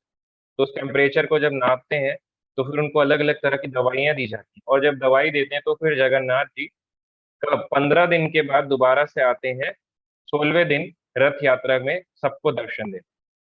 तो स्नान यात्रा के बाद रथ यात्रा में भगवान सबको दर्शन देने आते हैं। इस तरह से स्नान यात्रा होती है। स्नान यात्रा में जब भगवान को स्नान कराया जा रहा होता है, तो भगवान जब वेदी में होते हैं स्नान वेदी पे, तो कई व्यक्ति बाहर से खड़े होके भी भगवान को स्नान करते हुए दर्शन करते हुए देख सकते हैं। बाहर से भी इतने भगवान देख पाते हैं, इतनी ऊंचाई पे इन्हें रखा जाता है स्नान कराते हैं। अब एक बताया जाता है कि रथ यात्रा का तत्व क्या है, और साथ में जगन्नाथ महाप्रसाद की महत्वता। पहले हम चर्चा करेंगे रथ यात्रा का तत्व क्या है, कि हमें इसका पर्पस क्या है ना। तो यहाँ पे बताया जाता है कि भगवान अपनी राजसी पोशाक को त्याग के, अपने ऐश्वर्यों को त्याग के, ब्रजवासी कृष्ण रूप में, यानी कि प्रेम, भगवान में प्रेम है ना, अब भगवान प्रेम की वो लीलाएं करने जा रहे हैं। तो अपने ऐश्वर्य को त्याग के भगवान माधुर्य धाम को जाते हैं। तो हमें क्या करना है, प्रभुपाद जी कहते हैं, इसलिए हम भी जो है ना अपने हृदय में कौन रहते हैं, कृष्ण परमात्मा रूप में। तो अपने हृदय में भगवान के प्रति प्रेम जागृत करें, क्योंकि भगवान अपने ऐश्वर्यों को त्याग के प्रेम की ओर खींचे चले आते हैं। तो अगर आप अपने हृदय में भगवान के लिए प्रेम जागृत करेंगे, तो जिस तरीके से भगवान नीलाचल से सुंदरांचल आते हैं, वैसे ही भगवान आपके हृदय में भी आके प्रकट होकर आपको दर्शन देंगे। तो इस तरह से अपने हृदय में अगर आप खींचे लाना चाहते हैं, तो अपने हृदय को भी हमें सुंदरांचल यानी गुंडीचा मंदिर की तरह बनाना पड़ेगा, और तब भगवान वहां पे आके हमारे दिल में भी वास करें। तो ये प्रभुपाद जी बताते हैं। अब बताया जाता है महाप्रसाद कैसे आया, है ना। इस संसार में सबको प्रसाद सुनते ही सबके आ रहा है, मुंह में पानी आ रहा है। आह, प्रभु जी क्या बोल दिया आपने, इतना टेस्टी होता है प्रसाद, तो सुन के ही मन कर रहा है। कई लोगों ने रोटी नहीं खाई है, कहते हैं आपने क्लास स्टार्ट कर दी, हमारी रोटी रह गई, ऐसी भूख लगी है। कोई वीडियो ऑफ करके खा रहे होंगे। तो इस तरह से जगन्नाथ के महाप्रसाद की बहुत कृपा है। कैसे आया ये, एक ग्रंथ है लोचन दास ठाकुर का, जिसे कहते हैं चैतन्य मंगल। जैसे चैतन्य चरितमृत है, जो इस्कॉन में आप देखते हैं प्रभुपाद जी ने 9 बुक्स में, 9 वॉल्यूम्स में उसको ट्रांसलेट किया है। आज के टाइम में कई लैंग्वेजेस में अवेलेबल है, हिंदी, इंग्लिश, बांग्ला, हर लैंग्वेज में है। ऐसे ही चैतन्य चरितमृत में भगवान महाप्रभु, चैतन्य महाप्रभु की लीलाएं हैं। ऐसी चैतन्य मंगल भी एक ग्रंथ है, जो उन्हीं के टाइम पे एक भक्त थे, लोचन दास ठाकुर एक आचार्य थे, उन्होंने लिखा है। तो ये लीला वहां से ली गई है। तो एक बार नारद मुनि होते हैं, हमने पिछले में भी शॉर्ट में कवर किया था, पर इस बार थोड़े से डिटेल में कवर करेंगे। एक बार नारद मुनि होते हैं, है ना, और अपनी वीणा को बजाते हुए वो जा रहे होते हैं, है ना। वीणा बजाते हुए जा रहे होते हैं, क्या बोल रहे होते हैं, हरे कृष्णा, हरे कृष्णा, कृष्ण कृष्णा, हरे हरे, हरे राम, हरे राम, राम राम, हरे हरे। तो उनका जो हृदय होता है आनंद से अभिभूत हो जाता है। जब वो गौरंग महाप्रभु की लीला को सुनते हैं, उनके हृदय में आनंद ही आनंद, हरे कृष्ण महामंत्र वो गाते हुए जाते हैं। गौरंगा गौरंगा, गौर गौर बोलते हुए जाते हैं। तो इस तरह से भाव में होते हैं नारद मुनि। और कहाँ जाते हैं, पहुंचते हैं कैलाश धाम, शिव जी के पास धाम में पहुंचते हैं, कैलाश धाम। वहां शिव जी होते हैं, अपनी तपस्या में होते हैं, शिव जी पार्वती के साथ। और यहाँ पे देखते हैं एंट्री पे उनका नंदी बैल होता है ना। एक गाना भी है, मेरा भोला है भंडारी करे नंदी की सवारी। ऐसे ही एक भगवान शिव जी के कौन है, भगवान शिव जी की सवारी है। शिव जी भगवान के गुण अवतार है, इसलिए हम भगवान से भी संबोधित करते हैं, और परम वैष्णव भी है। तो शिव जी जो होते हैं, उनके जो सवारी है नंदी, नंदी बैल उभार होते हैं। देखते हैं नारद मुनि इतने भाव में उनको प्रणाम करते हैं, नंदी बैल नारद मुनि को। तो कहते हैं आपका यहाँ कैसे आना हुआ। वो कहते हैं कि मैं शिव जी से मिलने आया हूँ, और मैं उनको कुछ लीलाओं के बारे में वर्णन करना चाहता हूँ, है ना। बहुत प्रसन्न को दिखते हैं। इतने में शिव जी बाहर आते हैं स्वागत के लिए। और जैसे शिव जी पार्वती बाहर आते हैं, तो नारद मुनि शिव जी को प्रणाम करते हैं, क्योंकि बताया जाता है वैष्णव नाम यथा शंभु, शिव जी परम वैष्णव है। अगर हमारे गुरु सामने आ जाए, हम प्रणाम करेंगे नहीं करेंगे, कोई भी बड़ा सीनियर भक्त आ जाए। ऐसे ही वहां पे शिव जी को उन्होंने देखा नारद मुनि ने, तो नारद मुनि प्रणाम करते हैं झुक के। शिव जी बहुत प्रसन्न होते हैं उनसे। वो कहते हैं कि यहाँ पे कैसे आना हो। तो नारद मुनि कहते हैं मैं आपको एक कथा सुनाना चाहता हूँ, शुरू से अंत तक एक डिटेल में कथा सुनाना चाहता हूँ। शिव जी कहते हैं हाँ। तो शिव जी पार्वती जो होते हैं, यानी कि कात्यायनी देवी, उनको कथा सुनाते हैं।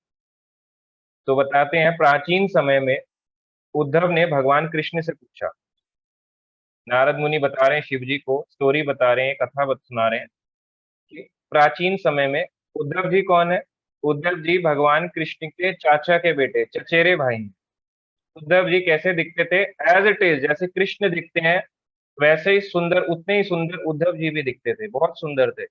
एज इट इज उनका रंग भी वैसा था, दिखते भी वैसे थे, सेम रंग के थे उद्धव। और उद्धव जी ने प्रश्न किया भगवान कृष्ण को कि जब आप अप्रकट हो जाओगे तो पृथ्वी का क्या होगा? आपके जाने के बाद हम कैसे यहाँ पे जीवन व्यापन करेंगे, हम रह नहीं पाएंगे। वो कहते हैं ये तो मैं जानता हूँ। भगवान ने कहा कि मैं तो हर जगह, है ना, बताया जाता है हरि तो हर जगह हर कण कण में वास करते हैं। उद्धव जी ने कहा ये तो मैं जानता हूँ कि आप भूमि में है, जल में है, पृथ्वी में है, हर जगह आपका वास है। परंतु हम इतने कैपेबल नहीं है कि आपको हर जगह आपके दर्शन पा सके।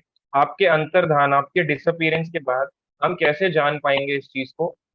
आप आप हमारे साथ, हमें अभी भी हैं, मतलब अभी भी रहे। जैसे हम देखते हैं, हम कहते हैं मंदिर से घर आ गए, हम कैसे मान लें कि भगवान आज भी मेरे साथ हैं, अभी भी मुझे देख रहे हैं? ऐसे उद्धव जी बड़े परेशान थे, है ना। तो भगवान कृष्ण के इन शब्दों को सुनकर उद्धव ने अचानक अपना हाथ अपने वक्ष स्थल पर मारा, है ना, और रोने लगे। उद्धव की आंखों में आंसू थे, अपने चेस्ट पे ऐसे करके हाथ मारा। ऐसे होता है ना कि हाय भगवान, मुझे छोड़ के चले जाओगे तो मैं कैसे अपना जीवन यहाँ पे व्यापन करूंगा, कैसे रहूंगा?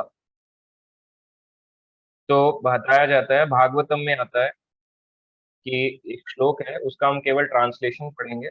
उसमें उद्धव जी कहते हैं कि आपके द्वारा उपभोग की गई मालाओं, सुगंधित तेलों, वस्त्रों तथा गहनों से अपने को सजाकर तथा आपका जूठन खाकर हम आपके दास निश्चय ही आपकी माया को जीत सकेंगे।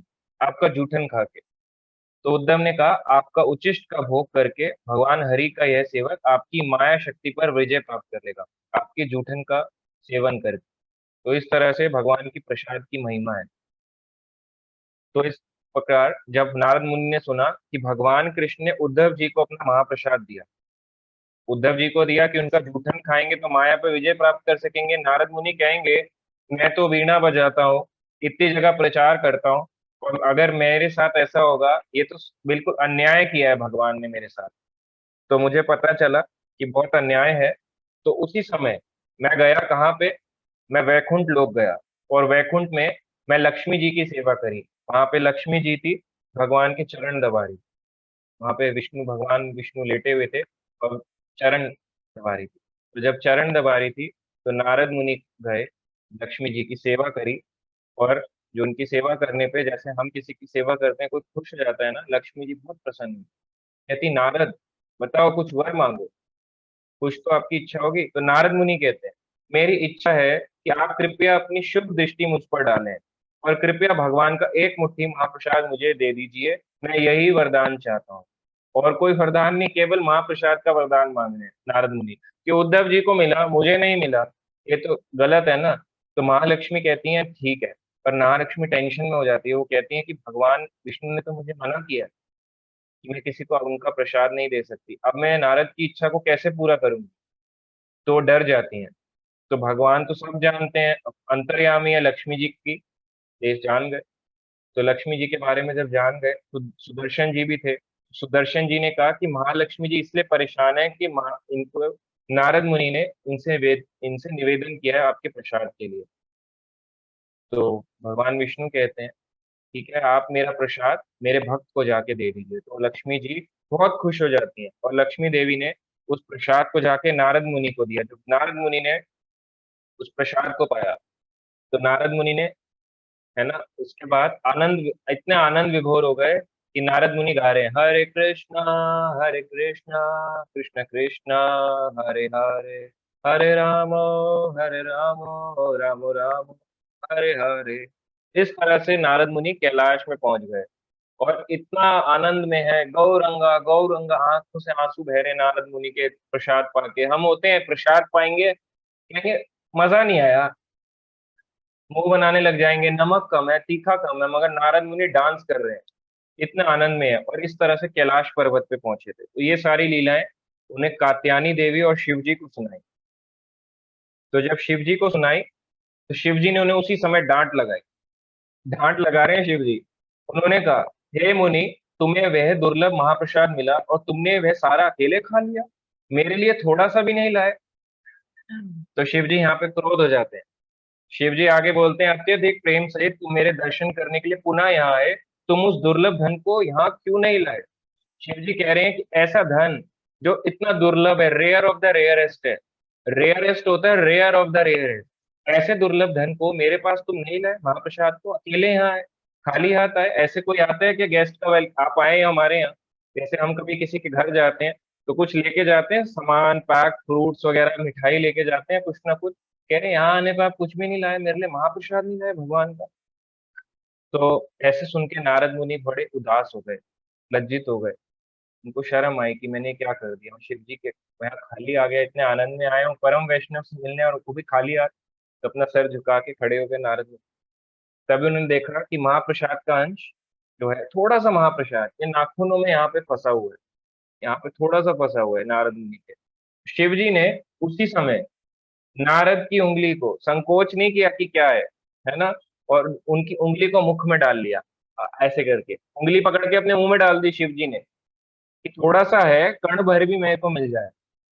और बस शिव जी नृत्य करने लग गए, शिव जी भी करने लग गए, हरे कृष्णा कृष्ण कृष्ण हरे हरे, हरे हरे राम राम राम हरे हरे। तो जैसे ही शिव जी एक एक भूमि पर कदम रखते, भूमि हिलने लगती, है ना। सारे जो पर्वत हैं, मेरु पर्वत, कैलाश पर्वत ऐसे हिलने लग गए शिव जी के डांस के। और ऐसे करके हिलने लग गए। पृथ्वी लोक जो थी नीचे के रसातल लोक तक चली गई। 14 लोक होते हैं, ब्रह्मलोक से नीचे लेके पाताल तक। फर्स्ट नंबर पे ब्रह्मलोक, सेवंथ नंबर पे आता है पृथ्वी, फिफ्थ पे स्वर्ग लोक, यहाँ पे फिर भूवर लोक सिक्स पे, और भूलोक सेवंथ पे यानी पृथ्वी लोक। इसके नीचे फिर 7 प्लैनेट्स और हैं। एक सोलर सिस्टम होता है जो हम ऐसे देखते हैं, वो गलत है साइंस का। ये सोलर सिस्टम वैसे राइट ऐसे है। तो अगर सबसे ऊपर है ब्रह्मलोक, फिफ्थ नंबर पे स्वर्ग लोक, यहाँ पे चंद्र, सोम, इंद्र का लोक है, वहां पे रहते हैं ऊपर के लोकों में, हमारे से ऐसे हाइट में नहीं है, हमारे से ऊपर की हाइट में। फिर सेवंथ नंबर पे अर्थ है, फिर इसके नीचे 7 लोक और है, अतल वितल सुतल तलातल महातल रसातल पाताल। तो 13 नंबर पे रसातल है। सेवंथ नंबर से केवल एक, जब डांस कर रहे थे डांस से ही, कैलाश पर्वत के वहां पे डांस करने से पृथ्वी जो है, एक पैर पड़ने से सीधा रसातल तक, रसातल 7 नंबर से 13 नंबर तक पहुंच गई रसातल। तो उसी समय पृथ्वी देवी आई और दौड़ के आई और वो शिव जी को रोकने लगती है, प्रार्थना करती है। शिव जी नहीं रुकते। कात्यायनी देवी आती, कात्यायनी देवी को प्रार्थना करती है कि शिव जी इस तरह से तो पूरे ब्रह्मांड का विनाश हो जाएगा, आप देख सकते हैं हर जगह दरारें पड़ रही हैं उनके डांस करने से, तो ऐसे कैसे हम अपनी रक्षा कर पाए। तो उसी समय जो कात्यायनी देवी थी, उन्होंने कटु वचन बोले शिव जी को और उनको अपने भावावेश से बाहर निकाला। और उसी समय जब उनके भावावेश से शिव जी बाहर आए, शिव जी गुस्सा हो गए, तुमने ये क्या किया। गुस्सा हो जाएंगे ना, जैसे आप बहुत डांस कर रहे हो भाव में, हरे कृष्णा, आपको कोई आगे रोक दे, प्रभु जी क्या हो गया, क्या हो गया, ऐसे ही आपको रोक देंगे, क्या हो गया आपको। ऐसी कात्यायनी देवी ने शिव जी को कटु वचन शब्द कह के रोक दिया, शिव जी रुक गए। शिव जी ने कहा तुमने क्या किया, तुमने क्या किया, हे देवी तुमने मेरी भाव में समाधि भंग कर दी, मैं इतने भाव में था, मेरी समाधि को तुमने भंग कर दिया, है ना। तो बता रहे हैं समाधि को भंग कर जाना, हो जाने के समान कैसा है, मेरी मृत्यु हो जाने के समान है ना। क्या कहते हैं देवी को, तीनों लोकों में तुमसे बढ़कर मेरा कोई शत्रु नहीं है, क्योंकि तुमने मेरा डांस रुकवा दिया, मैं भाव में था, है ना। तुमने मेरे आनंद का विनाश क्यों किया। शिव जी बहुत गुस्से में है कात्यायनी देवी पे। तो इस तरह से बोलते हैं कि पृथ्वी देवी आई थी, आप सुन ही नहीं रहे थे। पृथ्वी देवी ने जब मुझसे बोला कि आप उनसे रिक्वेस्ट कीजिए, तो मैंने आपको बोला, तब जाके आप इसमें आए। तो कहती मुझे क्षमा कीजिए। तो शिव जी कैसे हैं, शिव जी का नाम है आशुतोष, जल्दी प्रसन्न हो जाते हैं, शिव जी शांत हो गए और शिव जी उनकी बातों को स्वीकार करते हैं कि हाँ, उन्होंने मुझे ठीक ही रुकवाया। तो इसी तरीके से वो कहते हैं कि ऐसा क्यों था, आप इतना नृत्य क्यों कर रहे थे। शिव जी कहते कि मैंने भगवान को अर्पित किया गया प्रसाद खाया, आज इस शुभ क्षण में मेरा जीवन सफल हो गया। शिव जी, लोग शिव जी को, है ना, कि आप देख सकते हैं वर्ल्ड में कितने फॉलोवर्स हैं शिव जी के, है ना, ज्यादातर सारे तमोगुणी हैं। शिव जी तमोगुणी नहीं है, मगर तमोगुणी का उद्धार करने के लिए शिव जी हैं।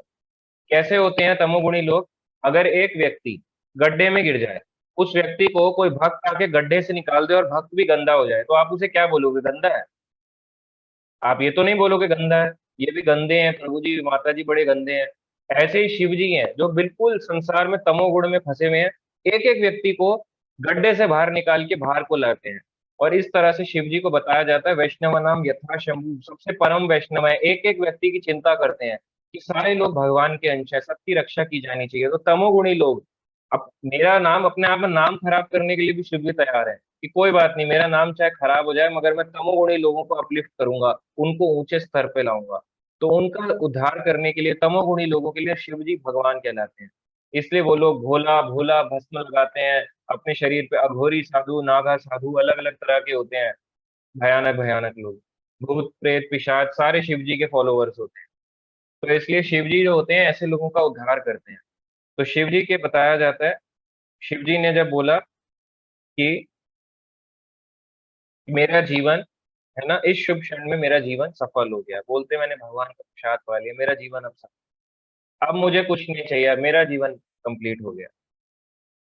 तो उस सभी समय पार्वती देवी बोली, क्या सोचती थी कि अब तक मैं सोचती थी आप बड़े दयालु व्यक्ति हैं, और आगे कहते हैं आपका प्रेम केवल दिखलावा है, आज ये प्रकट हो चुका है। यानी आपका प्रेम बड़ा दिखलावा है। अभी तक तो आप देखते थे, मैं हर किसी पे देखती थी आप कृपा करते हैं, पर आज आपने जो महाप्रसाद पाया और मुझे पूछा भी नहीं है। वाइफ फर्ज बनता है ना हस्बैंड को वाइफ को पूछने का कि मैं भी एक खा रहा हूँ, तुम खाओगी? आपने अकेले खा लिया, चाहे कण भर था, मुझे पूछ तो लेते। तो शिव जी ने कहा कि तुम इस महान धन को प्राप्त करने के योग्य नहीं हो, तुम नहीं प्राप्त कर सकती इसे। तो पार्वती बस गुस्सा हो गई, बोलती हैं कि मैं वैष्णवी के नाम से पुकारी जाती हूँ, है ना, और भक्ति भाव से मैं भगवान की सेवा करती हूँ। तो पार्वती क्या है? वैष्णवी। तो अगर आप देवी को बकरा चढ़ाओगे या आप मांस चढ़ाओगे तो देवी प्रसन्न होंगी क्या? शिव जी को कह रही है मैं वैष्णवी हूँ, तो वैष्णव की बीवी भी तो वैष्णवी होगी ना। तो देवी कभी प्रसन्न नहीं होती है। जो लोग मांस खा रहे हैं सोचते हैं देवी खुश हो जाएंगी, बहुत बकरा काट दिया हमने, इसको जानवर को काट दिया, देवी बहुत इन बलियों का वेट कर रही है। नहीं, देवी दुखी होती हैं कि कैसा व्यक्ति है, मार मार के खा रहा है।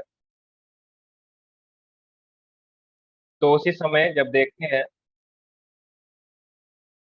भगवान विष्णु आते हैं, जब देखते हैं पार्वती जी क्रोधित हो जाती हैं, कात्यायनी देवी, भगवान विष्णु अपने गरुड़ वाहन पे आते हैं, और उसी समय शिव जी और कात्यायनी देवी भगवान विष्णु को प्रणाम करते हैं, हाँ, और रो रही होती है कि मुझे आपका प्रसाद नहीं मिला। तो भगवान कहते हैं उदास मत हो, मैं कलयुग में जगन्नाथ बलदेव सुभद्रा हम रूप में आएंगे, मैं और मेरे विस्तार जगन्नाथ और मेरी बहिरंगा शक्ति यानी कि सुभद्रा, हम तीनों तीनों भाई बहन हम आएंगे जगन्नाथपुरी में, वहां पे हमारा निवास स्थान होगा, और तुम उस समय आओगी विमला देवी के रूप में। तो सबसे पहले जो जगन्नाथ जी का महाप्रसाद बड़ी बड़ी हांडियों में लगता है, आप देखते हैं ना, वहां पे कैसा होता है, नॉर्मली हम अपने घरों में कैसे लगाते हैं, प्लेट होती है, कटोरी होती है, जैसे हमने एक सेशन किया था कैसे भोग लगाएं, चम्मच होता है, ग्लास होता है, एक एक चीज हम सबको डालते हैं नॉर्मली उस प्लेट में, फिर तुलसी पत्ता डालते हैं और भोग लगाते हैं। मगर जगन्नाथ जी के प्रसाद में इतनी बड़ी हांडियां होती हैं, बड़ी बड़ी हांडियां होती हैं, 3 फुट 4 फुट की, इतनी बड़ी बड़ी मिट्टी की हांडियों में, बड़ी बड़ी मिट्टियों की हांडियों में उसको एज इट इज भोग लगाया जाता है, एक तुलसी पत्ता डाला भोग। और भगवान कैसे वहां पे प्रसाद स्वीकार करते हैं, एक एक राउंड हुआ, अगला फिर आ जाता है, जैसे ही भगवान अपना मुंह पहुंचते हैं अगला आ जाता है, फिर भगवान मुंह पहुंचने लगते हैं, अगला प्रसाद आ जाता है। इतना प्रसाद वहां पे भगवान को भोग लगता है, निरंतर, कॉन्टिन्यूअसली। और ये आज से नहीं, इंद्रद्युम्न राजा यानी 150 करोड़ साल पहले से यही प्रथा चली आ रही है, इतना वहां पे, इसलिए उसको अन्न क्षेत्र बोला गया है। तो कहते हैं सबसे पहले मेरा महाप्रसाद तुम्हार को आएगा विमला देवी को। तो जगन्नाथ जी के एक साइड होती हैं महालक्ष्मी जी, एक साइड होती है विमला देवी। तो विमला देवी को महाप्रसाद जाता है सबसे पहले, और फिर वो बाकी भक्तों में वितरित होता है, यानी डिस्ट्रीब्यूट होता है। तो इतनी यहाँ पे इसकी महिमा है। और कहते हैं भगवान, क्योंकि तुम मेरी सच्ची भक्त हो, तो तुम्हारा मंदिर मेरे मंदिर के बिल्कुल निकट होगा, पास में होगा। तो जगन्नाथ मंदिर के सामने ही विमला देवी का मंदिर होता है साथ में। और क्योंकि शिव जी ने तुम्हारे प्रति अपराध किया है, तो उनका मंदिर बाहर, मेरे गेट कीपर वो लोग कहलाएंगे। तो प्रवेश द्वार के साथ में शिव जी का वहां पे निवास स्थल होता है। तो कहते हैं शिव जी ने क्योंकि अपराध किया इसलिए उनको बाहर, और देवी जी को अंदर, विमला देवी। तो इस तरीके से जगन्नाथ जी का ये महाप्रसाद प्रकट हुआ। बोलो जगन्नाथ महाप्रसाद की जय। तो जगन्नाथ महाप्रसाद इतना है, कि अगर पूरी धाम में आप केवल प्रसाद भी पाते हैं तो वहां पे भगवान के स्वयं दर्शन हो जाते हैं और सारे पाप तत्क्षण नष्ट हो जाते हैं। ऐसे ही अगर हम अपने घर में भी प्रसाद बना के भगवान को किसी भी हमारे पास जो विग्रह है या फोटो है भोग लगा के पाते हैं तो हमारे पाप नष्ट हो जाते हैं। इसलिए बोला जाता है हम पाप नहीं पाते, हम प्रसाद पाते हैं। पाप खाए जाते हैं, प्रसाद पाया जाता है। हम ऑनर करते हैं प्रसाद को, ईट नहीं करते। ईट हम नॉर्मली बोल देते हैं पर हम ऑनर करते हैं, उसकी रिस्पेक्ट करते हैं। तो इस तरह से आगे बताया जाता है कि महाप्रसाद को कैसे स्वीकार करना चाहिए।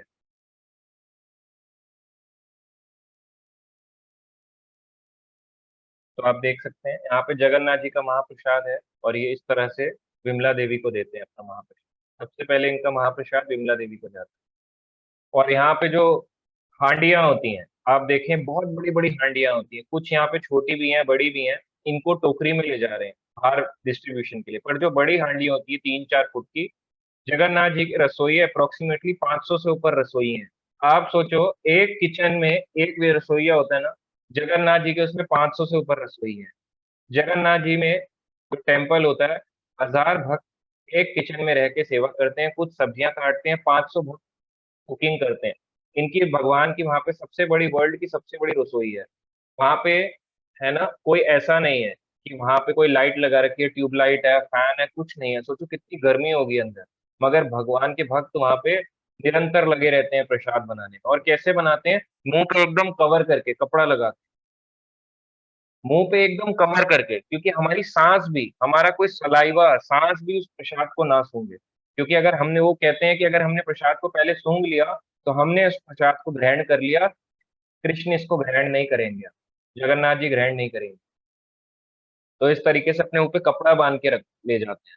और जब वो कुक हो जाता है तो बड़ी बड़ी हांडियां, उन्हीं हांडियों को एक डंडे पे, इधर बांध, एक हांडी को इधर डंडे पे बांधते हैं, एक इधर पीछे डंडे पे बांधते हैं, और ऐसे कंधे पे लेके जाते हैं। और जो लेके जा रहा होता है वो भी अपने मुंह को कवर करके लेके जाते हैं कि मैं इस प्रसाद को सूंघ ना लूं, मेरे अंदर इस प्रसाद की महक ना चली जाए, पहले जब तक जगन्नाथ जी पा नहीं लेते। तो एक के ऊपर एक 9 हांडियां रखी जाती हैं। कई बोलते हैं 7, कई बार होता है 9। 9 हांडियां रख के पकाई जाते हैं तो भगवान के, जगन्नाथ के महाप्रसाद। और किस पे? चूल्हे पे। गैस नहीं है कि गैस पे पकाया जा रहा है, चूल्हे पे। कोई लाइट नहीं है। आप सोच सकते हैं कितना भाव होगा, कोई पंखा नहीं है वहां पे। छोटी छोटी खिड़कियों से भगवान, वहां पे टिकट लिया जाता है, 5 रुपए और 10 रुपए का। लोग ऐसे करके दर्शन करते हैं कि किस तरीके से वहां पे कटिंग हो रही है किचन की। आप अंदर नहीं जा सकते, पर बाहर वहां पे टिकट के थ्रू देख सकते हैं, 10 रुपए की टिकट के थ्रू या 20 रुपए की, कि किस तरीके से वहां पे कुकिंग हो रही है महाप्रसाद। तो बहुत, वहां का प्रसाद की बहुत महिमा है। और इस तरह से देख सकते हैं, जब भी भगवान भक्त वहां पे प्रसाद पाते हैं तो नीचे पत्थर लगा के नीचे बैठ के उसको पाते हैं। और इस तरीके से वहाँ मिट्टी की हांडियों में प्रसाद है, वहां पे कोई स्टील का बर्तन, एल्यूमिनियम का, तांबे का, ये सब चीजें यूज नहीं होती, केवल और केवल मिट्टी की हांडी। तो बताते हैं कि इसको, महाप्रसाद को कैसे स्वीकार करना चाहिए। अगर आपके पास महाप्रसाद आ जाए, आप जगन्नाथपुरी ट्रैवल कर रहे हैं या कर रहा था, तो इसको कैसे स्वीकार करना चाहिए? या अपने निकट इस्कॉन मंदिर में जाके, या अपने घर में अगर जगन्नाथ जी का महाप्रसाद रथ यात्रा में या नॉर्मली बनाए तो कैसे स्वीकार करना चाहिए? ये बताया जाता है कि प्रसाद थोड़ा सा ऊपर होना चाहिए और हमारे से हल्का सा ऊपर होना चाहिए, चाहे आधा इंच हो, 1 इंच, थोड़ा ऊंचाई पे रख के इस प्रसाद को पाना चाहिए। जैसे केले का पत्ता भी है, थोड़ा सा ऊंचा होना चाहिए, चाहे आधा इंच ऊंचा हो, उसके ऊपर केले का पत्ता या जैसे भी हो प्लेट हो, उसको स्वीकार करना चाहिए। राइट हैंड से डिस्ट्रीब्यूट करना चाहिए, कोई चम्मच वम्मच स्टील के उससे डिस्ट्रीब्यूट नहीं होगा। हाथ से प्रसाद को डिस्ट्रीब्यूट किया जाता है इसके अंदर, हाथ से। और अगर होता भी है तो लकड़ी के उससे दिया जाता है यहाँ पे। तो यहाँ पे जैसे ही आता है जगन्नाथ महाप्रसाद आता है तो हमें सबसे पहले क्या बोलना चाहिए? जय जगन्नाथ, जगन्नाथ स्वामी की जय। इस तरह से हमें प्रसाद को स्वीकार करना चाहिए और बहुत खुश होना चाहिए। ऐसे नहीं, ओ ये क्या दे दिया, करेला दे दिया प्रभु जी, करेला मैं नहीं। ये अपराध है भगवान के प्रसाद के प्रति। इसका मतलब हमारी पदार्थ बुद्धि है, हम ये नहीं समझ पा रहे कि ये प्रसाद है। अभी तो हम प्रसाद की महत्वता नहीं जाने, अभी तो हम ये देख रहे हैं पनीर आ गए, मटर पनीर, और एकदम से अगर करेला, करेला ये क्या दे दिया, टिंडा ये क्या दे दिया।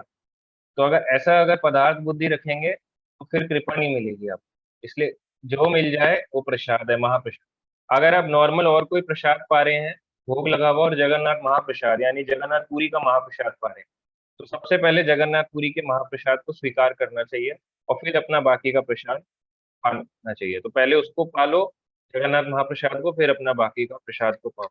राइट हैंड से खाना चाहिए, राइट हैंड से प्रसाद ग्रहण करना चाहिए, लेफ्ट को यूज नहीं करना चाहिए।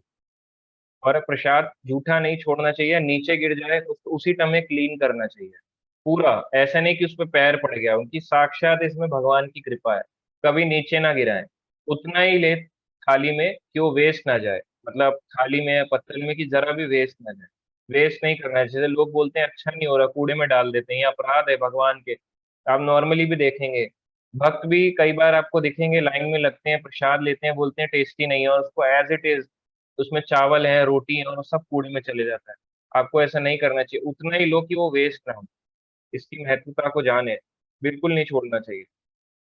और इसमें महाप्रसाद में एक और आता है कि अगर कुत्ते के मुंह का जूठा भी महाप्रसाद नीचे गिर जाए और उसको कोई पा ले, तो वो कभी बीमार नहीं।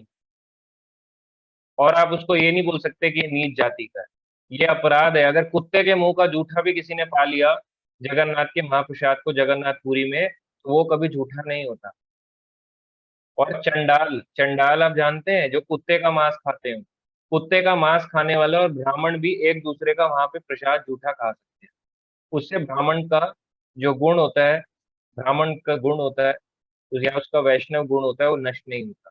वहां प्रसाद की इतनी वहां पे मान्यता है। और अगर वहां पे आपसे कोई मांगे, तो उसको हमारे पास जो महाप्रसाद है उसको देना चाहिए, थोड़ा सा, जितना हम दे सकते। तो इस तरह से जगन्नाथ जी के महाप्रसाद की महिमा है। तो अब हम आगे बढ़ते हैं कि क्या है गुंडीचा मार्जन। अभी हमने जाना रथ यात्रा क्यों होती है, नीलाचल से सुंदरांचल जाते हैं, 5 डेज की रथ यात्रा होती है, अलग अलग प्रकार के रथ होते हैं, और ये 150 करोड़ साल पहले से चली आ रही है। महाप्रसाद कैसे आया ये जाना, कैसे इस महाप्रसाद को रिस्पेक्ट करना चाहिए, ऑनर करना चाहिए, ये जाना। अब हम जानेंगे गुंडीचा मार्जन क्या है। तो यहाँ पे आप देख सकते हैं, ये होता है क्लीनिंग ऑफ गुंडीचा टेम्पल, यानी गुंडीचा मंदिर की सफाई। तो 500 साल पहले जब चैतन्य महाप्रभु, जब कृष्ण आए थे, राधा कृष्ण चैतन्य, ना ही कोई अन्य, राधा कृष्ण, यानी कृष्ण चैतन्य महाप्रभु के रूप में आए थे, राधा रानी के भाव में। तो उनको बोला जाता है गौरंग महाप्रभु। तो इस तरह से जब ये सन्यास वेश में है, अभी सन्यास ले चुके थे चैतन्य महाप्रभु, उस समय की ये बात आती है। उस समय की बात आती है, तो कैसे रहते थे गौरंग महाप्रभु, सफाई करते थे, अपने भक्तों को लेके जाते थे साथ में, और गुंडीचा मंदिर की अच्छे से सफाई करते थे, एक एक कोना कहीं पे भी, मतलब डस्ट भी ना दिख जाए। पहले बड़े बड़े पार्टिकल्स, बड़े बड़ा बड़ा कचरे को साफ किया जाता था, फिर छोटे छोटे जो मिट्टी या छोटी छोटी धूल होती है, एक एक जगह से उसको ऐसे ऐसे करके ब्रश लेके साफ किया जाता था। और बहुत आनंद से हरि नाम कीर्तन करते हुए, हरे कृष्ण महामंत्र का कीर्तन करते हुए, यहाँ पे वो इसको क्लीन करा करते थे गुंडीचा मंदिर। तो यहाँ पे बताते हैं जब जगन्नाथ जी आते हैं, पूरी जगन्नाथ जी नीलाचल धाम यानी श्री मंदिर से आते हैं, तो गुंडीचा मंदिर में 7 दिन के लिए यहाँ रहते हैं। तो उनकी सफाई लाने के लिए यहाँ पे सफाई की जाती है बहुत अच्छे से इसकी। और जब भी महाप्रभु यहाँ पे सफाई करते थे चैतन्य महाप्रभु, तो उनका शरीर में डर्ट, डस्ट पूरे गंदे हो जाते थे, पूरा डर्ट और डस्ट हो जाते थे। आंखों से उनके अश्रु बहने लगता था, क्योंकि चैतन्य महाप्रभु राधा रानी के भाव में है ना, कृष्ण ही है, मगर राधा रानी के भाव में। और क्यों है, वो अपने लीलाओं को याद करते हैं, जब भी लीलाओं को सुनते हैं, तो उनकी आंखों से आंसू आने लगते हैं, क्योंकि राधा रानी क्या है, भगवान की भक्त है, जो महाभाव स्थिति में होती है, भगवान की शक्ति भी है, गुरु तत्व भी है, सबसे महान भक्त भी है। तो राधा रानी भगवान की अंतरंगा शक्ति, हलादनी शक्ति भी है। तो इस तरह से बताया जाता है राधा रानी के बारे में। तो राधा रानी जो है उसके भाव में है, तो वो रो रही होती है, महाप्रभु रोते हैं, तो जब भी साफ करते थे उसको रोते थे, और कई बार साफ करते करते उन्हीं आंसुओं को ऐसे ऐसे करके आंसुओं से वो पोछा मारते थे गुंडीचा मंदिर में। और जो जगन्नाथ जी हैं वो भी कृष्ण ही हैं, तो अपनी वृंदावन लीलाओं को याद करके वो रोते हैं। इस तरीके से जब महाप्रभु भी रथ यात्रा में जाते थे, तो ऐसे वो भी कीर्तन करते थे, हरे कृष्णा कृष्ण कृष्णा हरे हरे, हरे राम राम राम हरे हरे। तो आनंद में होते थे महाप्रभु। और जगन्नाथ जी क्योंकि स्वयं कृष्ण है, तो अपने वृंदावन जाते हुए जब वो वृंदावन लीलाओं स्थलियों को सुनते थे तो वो भी आनंद विभोर हो जाते थे जगन्नाथ जी। तो बताते हैं गुंडीचा मार्जिन का असली प्रयोजन क्या है, असली मतलब क्या है ना। इसका असली मतलब है, प्रभुपाद जी बताते हैं, अपने हृदय का शुद्धिकरण, अपने हृदय की सफाई करना। और वो कैसे होगी हृदय की सफाई? चैंटिंग करने से और भगवान की ग्लोरीज को सुनने से, तब हृदय की सफाई होगी। और हृदय में क्या क्या सफाई हमें करनी है? हमारा हृदय किस किस चीज से गंदा है? 6 अनर्थों से। काम, क्रोध, लोभ, मोह, मद, मत्सर्य। तो जब नरसिंह भगवान ऐसे करके फाड़ते हैं, किसको फाड़ते हैं? हिरण्यकश्यप को। तो वो देखते हैं कि इसके अंदर, हार्ट के अंदर मैं तो दिख ही नहीं रहा हूँ, इसने अपने हृदय में किसको बसा रखा है? काम, क्रोध, लोभ, मोह, मद, मत्सर्य, अनर्थ ही अनर्थ इसमें भरे हुए हैं। तो हृदय में अपने आप को ढूंढ रहे हैं भगवान नरसिंह कि मेरे को इसने कहीं नहीं बिठा रखा, केवल मटीरियल डिजायर्स इसने छुपा रखी है। तो हम एक मुंडीचा मार्जिन से क्या हम समझते हैं? क्लीनिंग तो है ही टेम्पल की, और साथ में अपने हृदय में जो भी हमारे मटीरियल भौतिक इच्छाएं हैं, भौतिक कामनाएं हैं, उसको साफ करना। सकाम कर्म, है ना, या शुष्क ज्ञान, है ना, कि मायावादी होना, या भगवान निराकार है, या हमारे को कर्मी होना, हमारे को ये मिल जाए वो मिल जाए, सौदागरी करना, या फिर हमारे को मिस्टिक योगा करना, अलग अलग प्रकार के योग, ध्यान योग करना, हठ योग करना। इस चीजों से हमारे अनर्थ, और ये सारी चीजें जो हमारे मन में चलती हैं, सकाम कर्म, शुष्क ज्ञान, है ना, और ध्यान योग या हठ योग, ये चीजें हमारे हृदय से निकल जाए और वहां पे शुद्ध भक्ति की स्थापना हम कर सकें। और जब हम भक्ति की स्थापना करेंगे, उसको हम सुंदरांचल बनाएंगे, और तब जगन्नाथ जी यहाँ पे आएंगे। तो गुंडीचा मार्जिन में ज्यादा से ज्यादा भगवान की कथा सुनना, चैंट करने से हमारे हृदय की सफाई होती है। हमारे गोस्वामी थे जो बताते थे कि एक भक्त को कैसा होना चाहिए।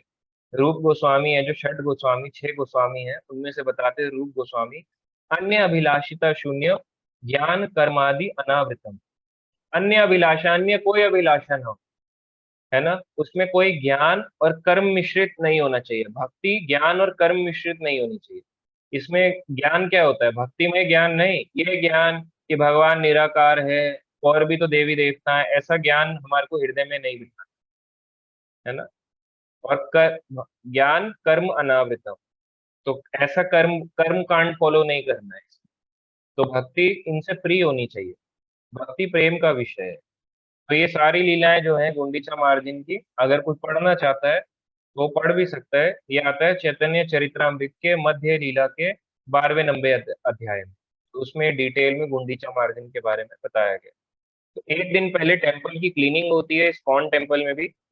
और फिर संडे, यानी कि अगले दिन, जब भी आता है मंडे ट्यूसडे, जैसे अभी परसों ट्यूसडे को है और मंडे को गुंडीचा मार्जिन है हर जगह पे, तो पहले टेम्पल की क्लीनिंग होती है, फिर भगवान जगन्नाथ जी आते हैं रथ यात्रा के दिन गुंडीचा मार्जिन में, गुंडीचा मंदिर। तो इस तरह से ये रथ यात्रा और गुंडीचा मार्जिन का महोत्सव होता है। अब प्रभुपाद जी कैसे मनाते थे, तो आइए वो जानते हैं। प्रभुपाद की रथ यात्रा, प्रभुपाद जी भी अपने भगवान के बहुत शुद्ध भक्त हैं, और किस प्रकार वो मनाते थे रथ यात्रा अपने समय। अभय अभय प्रतिवर्ष कोलकाता में मनाए जाने वाले भगवान जगन्नाथ के रथ यात्रा समारोह के प्रति भी अत्यधिक अनुरक्त हो गए। ये अभय थे प्रभुपाद जी, पहले क्या कहलाते थे? अभय चरण डे। उनके पिता का नाम था गौर मोहन डे। अभय का जन्म कहाँ हुआ था?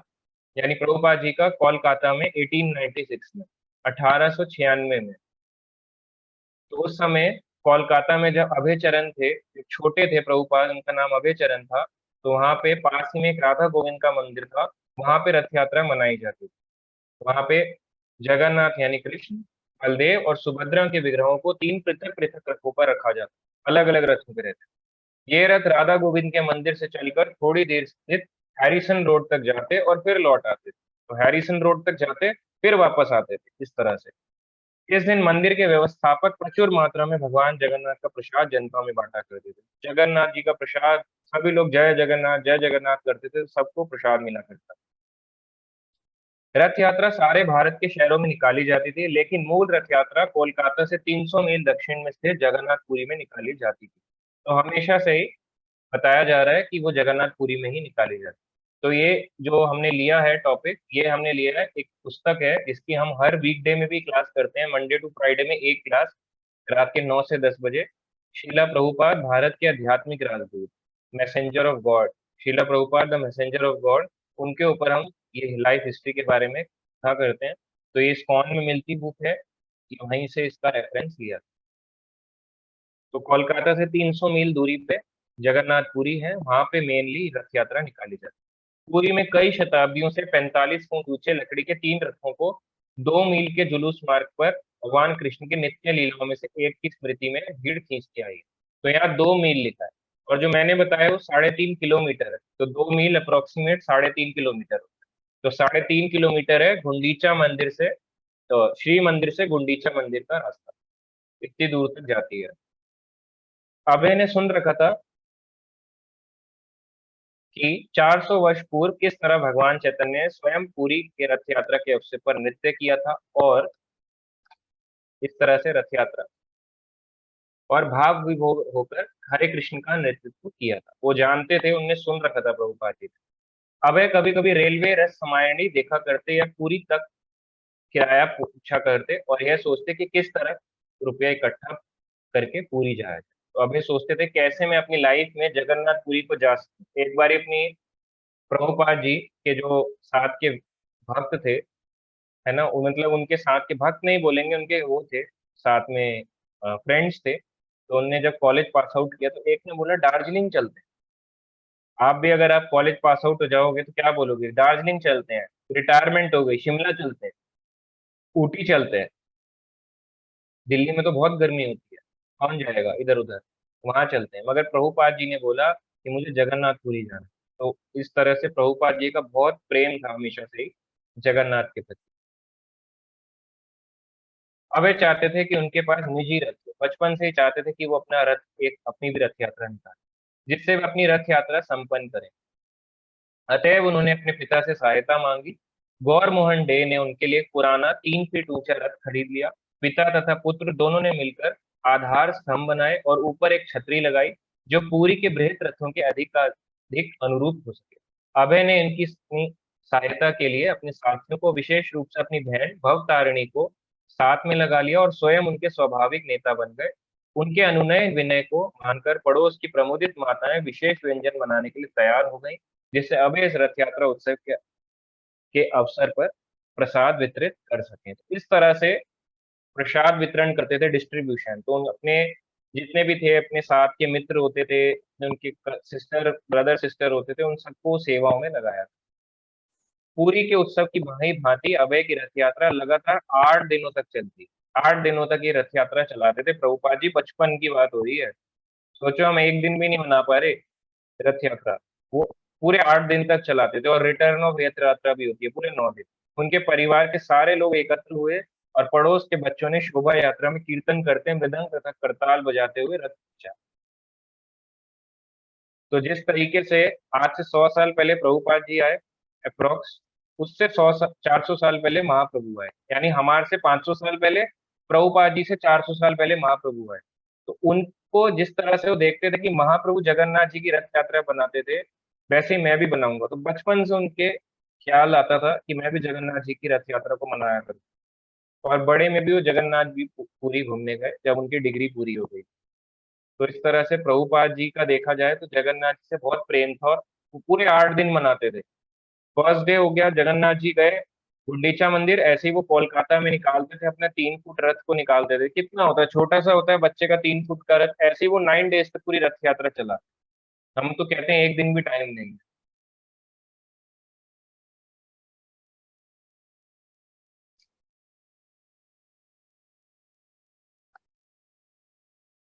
आप देख सकते हैं किस प्रकार अभय चरण जो थे, यानी प्रभुपाद जी, बचपन में इस तरह से अपनी रथ यात्रा को निकालते थे। आप देख सकते हैं कितना सुंदर है, मतलब इसमें ही कितना सुंदर लग रहा है। छोटा सा रथ है, उसमें घोड़े भी हैं, उसमें, है ना, उनके सारथी दारूक भी हैं, जगन्नाथ बलदेव सुभद्रा भी हैं। ऊपर किस तरह से उन्होंने मंदिर का शिखर भी बनाया हुआ है और उनको ले जाया जा रहा है। और सारे देखो कैसे वहां पे कीर्तन कर रहे हैं, उनके पिता भी हैं, आस पड़ोस के लोग भी हैं। तो पहले का माहौल देखो कितना अच्छा था। ऐसे जगन्नाथ जी की रथ यात्रा प्रभुपाद जी बचपन से बनाते थे। सेंटर में आप देख रहे हैं ये प्रभुपाद जी हैं। और यहाँ पे आप देख सकते हैं कि विदेश में भी प्रभुपाद जी ने कितना प्रचार किया, खूब। केवल एक दो कंट्रीज में नहीं, आज के समय में जितनी भी कंट्रीज हैं, अप्रोक्सीमेट 200 कंट्रियां, हर जगह रथ यात्रा मनाई जा रही है। चाहे कीनिया ले लो, नाइजीरिया ले लो, ऐसी ऐसी कंट्रीज जहां का आप सोच भी नहीं सकते, वहां भी रथ यात्रा निकाली जाती है बड़े। बहुत बड़ी बड़ी प्रभुपाद जी रथ यात्रा निकाला करते थे, चाहे वो न्यूयॉर्क हो, लंदन हो, ऑस्ट्रेलिया हो, स्विट्जरलैंड हो, नाइजीरिया हो, कीनिया हो, मुस्लिम कंट्रीज हो, हर जगह पे, रशिया हो, हर जगह प्रभुपाद जी ने रथ यात्रा को निकाला है।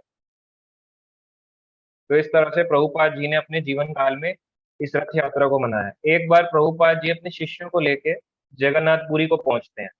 जगन्नाथपुरी में एक कहावत है कि वहां पे हम बाहरी विदेशियों को आने नहीं देंगे, विदेशियों को वहां अंदर घुसना, दर्शन करना अलाउड नहीं। तो प्रभुपाद जी अपने विदेशी शिष्यों के साथ आए, जो सारे विदेशी थे उस समय। जैसे ही आए तो उनको एंट्री नहीं मिली, उन्हें रोक दिया गया। स्वामी जी तो जानते थे इंडियन है, और प्रभुपाद जी बांग्ला भाषा भी जानते थे, उड़िया भी जानते थे, क्योंकि बंगाली तो थे ही, और उड़िया लैंग्वेज, उड़ीसा की लैंग्वेज को भी जानते थे। तो इस तरह से प्रभुपाद जी ने कॉन्वर्जेशन किया उनसे।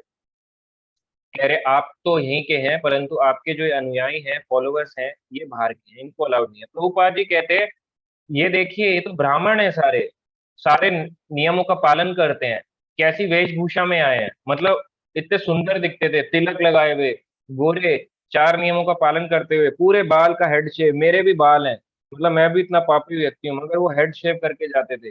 प्रभुपाद ने बोला कि हेड शेव करो, हेड शेव करके। और प्रभुपाद जी अपने शिष्यों को लेके जाते थे, सबको रोक दिया कि किसी को अंदर एंट्री अलाउड नहीं है। तो उन्होंने कहा हम नहीं जाने देंगे, क्योंकि अब बताया जाता है कि जगन्नाथ जी के किसी ने दर्शन कर ली, किसी विदेशी ने, तो जगन्नाथ जी यहाँ से चले जाएंगे, हम नहीं आने देंगे।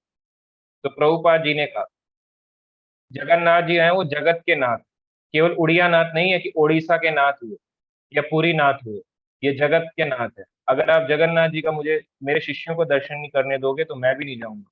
प्रभुपाद जी ऐसे नहीं है कि अपने शिष्यों को छोड़ के रुको, मैं आया आया मैं दर्शन कर लेता हूँ, नहीं, मेरे शिष्य दर्शन नहीं करेंगे, मैं भी नहीं करूंगा, चलो। तो प्रभुपाद जी ने कहा तुम मुझे नहीं एंट्री करने दोगे तो मैं पूरे जगत में जगन्नाथ जी को लेके चले जाऊंगा, और हर जगह जगन्नाथ जी की रथ यात्रा करूंगा। हरि हरि बोल। तो इस तरह से प्रभुपाद जी ने पूरे जगत में, हर जगह में, तभी तो बोला जाता है जगत गुरु। नहीं तो क्या आप सोच रहे हो जगत गुरु किसी का टाइटल दे दिया? जगत गुरु का मतलब है जो सच में जगत के लिए कुछ किया है। ये थोड़ा ना, दिल्ली में भी प्रचार ढंग से नहीं किया, आप लिख रहे हो जगत गुरु का टाइटल, उनको जगत गुरु दे रहे हो। ये गलत टाइटल है। जगत गुरु का मतलब ये है इसने जगत के लिए, पूरी जगत के लिए कुछ किया है, एक एक जीव का उद्धार किया। तो इस तरीके से प्रभुपाद जी ने सब जगह रथ यात्रा निकाली।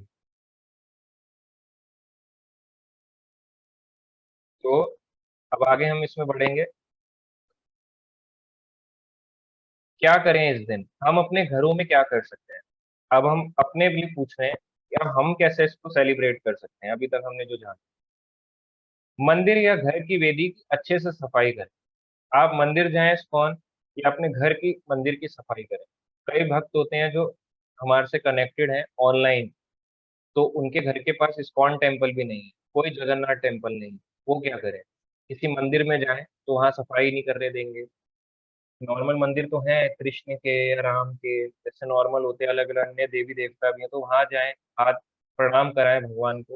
बाकी अपने घर के मंदिर को अच्छे से सफाई करें, क्लीन करें। एक एक जगह वहां पे, एक एक कोना, उसको एक एक कोना साफ करें मंदिर का। जैसे आप दिवाली की सफाई करते हैं, दिवाली में लोग बहुत खुशी होते हैं, लक्ष्मी लक्ष्मी जी आएंगी, लक्ष्मी जी आएंगी, पैसा आएगा, पैसा बरसेगा। उस समय जब भगवान का ये है, रथ यात्रा है, गुंडीचा मार्जन है, तो इस दिन हमें करना चाहिए कि बहुत कृपा मिलती है। जितना आप क्लीन करेंगे ना, उतने हमारे हृदय के अनर्थ भी क्लीन होंगे। तो इस दिन हमें सफाई करनी चाहिए।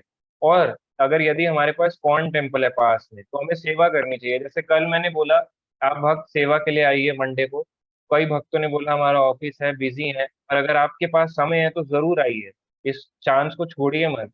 आपके भगवान अनर्थों को बहुत इजीली काट देंगे। जो चीज और आम दिनों पे आप नहीं कर पाते, ऐसे उत्सव मनाने से जब चैंटिंग करोगे, आपके हृदय का मैल जल्दी जल्दी, बहुत जल्दी साफ हो जाएगा। फिर क्या होगा, मेरा मन भटक रहा है, मन भटकेगा नहीं। ये आपको अवसर मिला है तो इसका फायदा उठाना चाहिए। बहुत बहुत दिल्ली में रहते हैं, तो उनको इसका फायदा उठाना चाहिए और आना चाहिए सेवा के।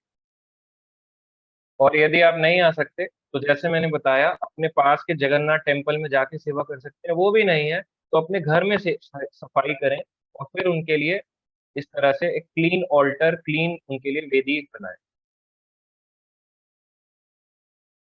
हरि नाम से हृदय की शुद्धि करें, हरि नाम जाप करें, चैंटिंग करें। हमारे को हृदय को भी प्यूरिफाई करना है। प्रभुपाद जी कहते हैं गुंडीचा मार्जिन का मतलब है अपने हृदय की शुद्धिकरण करना। तो हृदय की शुद्धि कैसे होगी? चैंटिंग से और भगवान की कथाओं से। तीसरा है रथ यात्रा में भाग लें। अगर आपके आसपास रथ यात्रा हो रही है तो वहां जाइए, भाग लीजिए। ये ऐसे ही नहीं है कि बस साधारण है, ये तो कुछ हो रहा है, कोई फेस्टिवल है, हम तो केवल होली दिवाली दशहरा मनाते हैं, बाकी फेस्टिवल हमारे नहीं है। ये आप ही का फेस्टिवल है, बहुत इंपॉर्टेंट फेस्टिवल है। कृष्ण जब आते हैं, कब आते हैं? जन्माष्टमी में। और भगवान राम कब आते हैं? रामनवमी पे। नरसिंह कब आते हैं? चतुर्दशी में। नरसिंह चतुर्दशी में। चैतन्य महाप्रभु आते हैं गौर पूर्णिमा में। जो भी भगवान अपने अलग अलग रूपों में आते हैं, है ना, कृष्ण आते हैं स्वयं, या चैतन्य महाप्रभु के रूप में, या राम अवतार में, नरसिंह अवतार, वामन अवतार, हर इसमें फास्टिंग होती है। मगर जगन्नाथ जी जब स्नान यात्रा में आते हैं तो खूब प्रसाद होता है। रथ यात्रा में आते हैं तो खूब प्रसाद होता है। इकलौते ऐसे भगवान है जो ऑल्टर से खुद बाहर निकल के लोगों को सड़क पे जाके दर्शन देने आते हैं कि चल स्कूटी से जा रहा है, कार से जा रहा है, अन्य अन्य धर्म के हैं, अन्य अन्य लोगों ने अपने मत बनाए हुए हैं, तो चलो सबको जाके मैं दर्शन देता हूँ। जबकि धर्म का है, धर्म का मतलब है भगवान को जानना। मगर जो लोग भगवान को फिर भी नहीं जा पा रहे, अलग अलग सो कॉल्ड रिलीजन्स को फॉलो कर रहे हैं या फेथ को फॉलो कर रहे हैं, कोई बात नहीं, मैं सब पे कृपा करूँ। तो जगन्नाथ जी किसी पे वो नहीं करते हैं, सब पे समान स्तर पे सबको कृपा करते हैं और खुद बाहर जाते हैं। तो इतनी महिमा है जगन्नाथ जी की। और देखिए, अगर आप सारे फेस्टिवल्स में हम फास्टिंग करते हैं और प्रसाद कम पाते हैं, मगर जगन्नाथ स्नान यात्रा और रथ यात्रा का मतलब ये है खूब खाओ, पेट भर के, खाली करके आओ पेट, और खूब जितना खा सकते हो खाओ। तो ये स्पेशलिटी देखो इसके फेस्टिवल की। तो रथ यात्रा में पार्टिसिपेट करना चाहिए। नहीं है, जैसे प्रभुपाद जी ने घर पे मनाई, आप भी कर सकते हैं। कोशिश तो करें, एक छोटा सा कुछ कार सा या कुछ लकड़ी का कुछ ऐसा ले लें। कुछ भी नहीं हो सकता तो कथा सुने। अगला आता है कि जगन्नाथ जी की कथा सुने, इस रथ यात्रा से रिलेटेड कथा सुने। यही कथा अभी 2 दिन बाद भी इसको अपलोड करके सेंड करेंगे, तो आप इस कथा को सुन सकते हैं। जगन्नाथ अष्टकम पढ़ सकते हैं। जगन्नाथ जी का अष्टकम है जिसमें हम अभी सुबह गा भी रहे थे। जगन्नाथ स्वामी नयन पथगामी भव तुम्हें, तो ये जगन्नाथ अष्टकम में आता है। तो इसका आप पढ़ सकते हैं गूगल से, या अगर आपके पास बुक है तो बुक से। कीर्तन करें, हरे कृष्ण महामंत्र कीर्तन, ये तो कर ही सकते हैं करताल लेके। करताल नहीं है तो ताली बजाते हुए, हरे कृष्णा, हरे कृष्णा, कृष्ण कृष्णा, हरे हरे, हरे राम, हरे राम, राम राम, हरे हरे। अब इतना भी नहीं कर सकते तो सोचो हमारी स्थिति क्या है अभी। भगवान भाव देखते हैं आपका, भगवान नियम से ज्यादा आपके भाव देखते हैं कि आप में क्या भाव है, मेरे लिए क्या कर रहा है, कुछ बताया गया है, इसमें से कुछ कर भी रहा है या नहीं कर रहा है। और एक और पॉइंट है, बहुत सारा भोग बना के लगाएं और दूसरों को प्रसाद दें। खूब सारा बनाएं, ऐसा नहीं कंजूसी के साथ, लोगों को भी दें।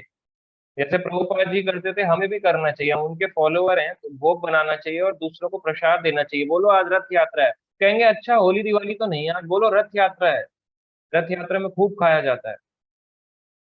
तो इस तरह से हमें लोगों को इसकी महत्वता बतानी चाहिए। तो ये जगन्नाथ जी हम अपने घरों में कैसे बनाएं, उस पर हमने बारे में डिटेल में, तो इस तरह से पॉइंट्स आज हमने कवर किए। तो अब इससे रिलेटेड कोई क्वेश्चंस हैं तो आप सब पूछ सकते हैं।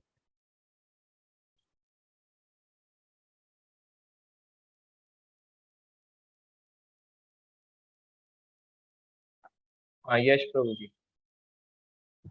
हरे कृष्णा प्रभु जी, पहले इसी टॉपिक पे क्वेश्चन पूछ लेता हूँ कि घर में आपने बताया जैसे बनाए, लेकिन यहाँ पे जो सोसाइटी है वो तो इस्कॉन के बारे में ना ज्यादा जानती है ना जगन्नाथ जी के बारे में ज्यादा जानती है। और रथ यात्रा मतलब मैं अकेला ही होऊंगा यहाँ पे जो जानता होगा। तो मुझसे तो पूरी रथ यात्रा नहीं होगी, तो मैं घर में जगन्नाथ जी की तो फोटो में लाने ही वाला हूँ अपने पास रखने के लिए। तो फिर उस दिन उनकी पूजा करके या कोई सूजी का वगैरह प्रसाद बना के हम सब में बांट सकते हैं। आपके तो घर के पास ही टेम्पल है ना, आप तो टेम्पल ही जा सकते हो सीधा। हाँ, लेकिन यहाँ पे मेरे घर में। हाँ, घर में देखो, घर में अब आप ऐसे सोसाइटी की जगह इस्कॉन टेम्पल चले जाओ पास में, वहां हम्म पार्टिसिपेट करो रथ यात्रा में, जब भी हो रही है टाइमिंग देख लेना, और वहां पे पार्टिसिपेट करो, वहां भाग लो। और इसके अलावा ऐसे घर में मनाना है तो घर में जो फोटो है या जो भी आपके पास है, उस फोटो, छोटी फोटो को ऐसे रखो, उसको स्नान कराओ और भोग लगाओ भगवान को। जगन्नाथ जी का फोटो नहीं है तो राम भगवान क्या है, हम्म जगन्नाथ कृष्ण क्या है, जगन्नाथ उन्हीं का तो रूप है। तो आप उनको भोग लगाओ, जो फोटो या जो विग्रह है उनको भोग लगाओ, और ये सोच के कि आज भगवान राम या भगवान कृष्ण जगन्नाथ रूप में इस प्रसाद को ग्रहण कर रहे हैं, और उसको ग्रहण करके खुद पाओ खूब सारा और दूसरों को दो। अगर नहीं लेना चाहते तो कोई घर पे आ जाए उसको दो, वो भी नहीं करना चाहते तो अपने लिए बनाओ, क्या दिक्कत है, भगवान ने तो पाया ना। क्योंकि यहाँ पे जो लोग रहते हैं प्रभु जी, ज्यादातर मुस्लिम, क्रिश्चियंस और बुद्धिस्ट ही है। हिंदू लोग हैं लेकिन वो ज्यादातर इन चीजों के बारे में जानते नहीं है। तो देखो सारे लोग आप वेट कर रहे हैं, अब आपका टाइम आ गया उनको बदलाव कर। हम्म और प्रभु जी दूसरा भी एक क्वेश्चन है। क्या आपने जो कथा अभी बहुत सी, मुझे तो लेट हो गया, लेकिन आपने जो सुना है उसका सोर्स क्या है? सोर्स हम्म इसका प्रभु जी जगन्नाथपुरी एक पुस्तक आती है, सर्व साक्षी प्रभु जी की, हम्म तो वो आप ले सकते हैं। इस्कॉन में बहुत सारी उन्होंने पुस्तकें लिखी हैं और बहुत अच्छे अच्छे टॉपिक्स पे, तो उनकी एक पुस्तक है जगन्नाथपुरी, वहां से इसका सोर्स अलग अलग यहाँ पे मिलती है इस्कॉन में, तो आप देख सकते हैं अगर पढ़ना चाहते हैं तो।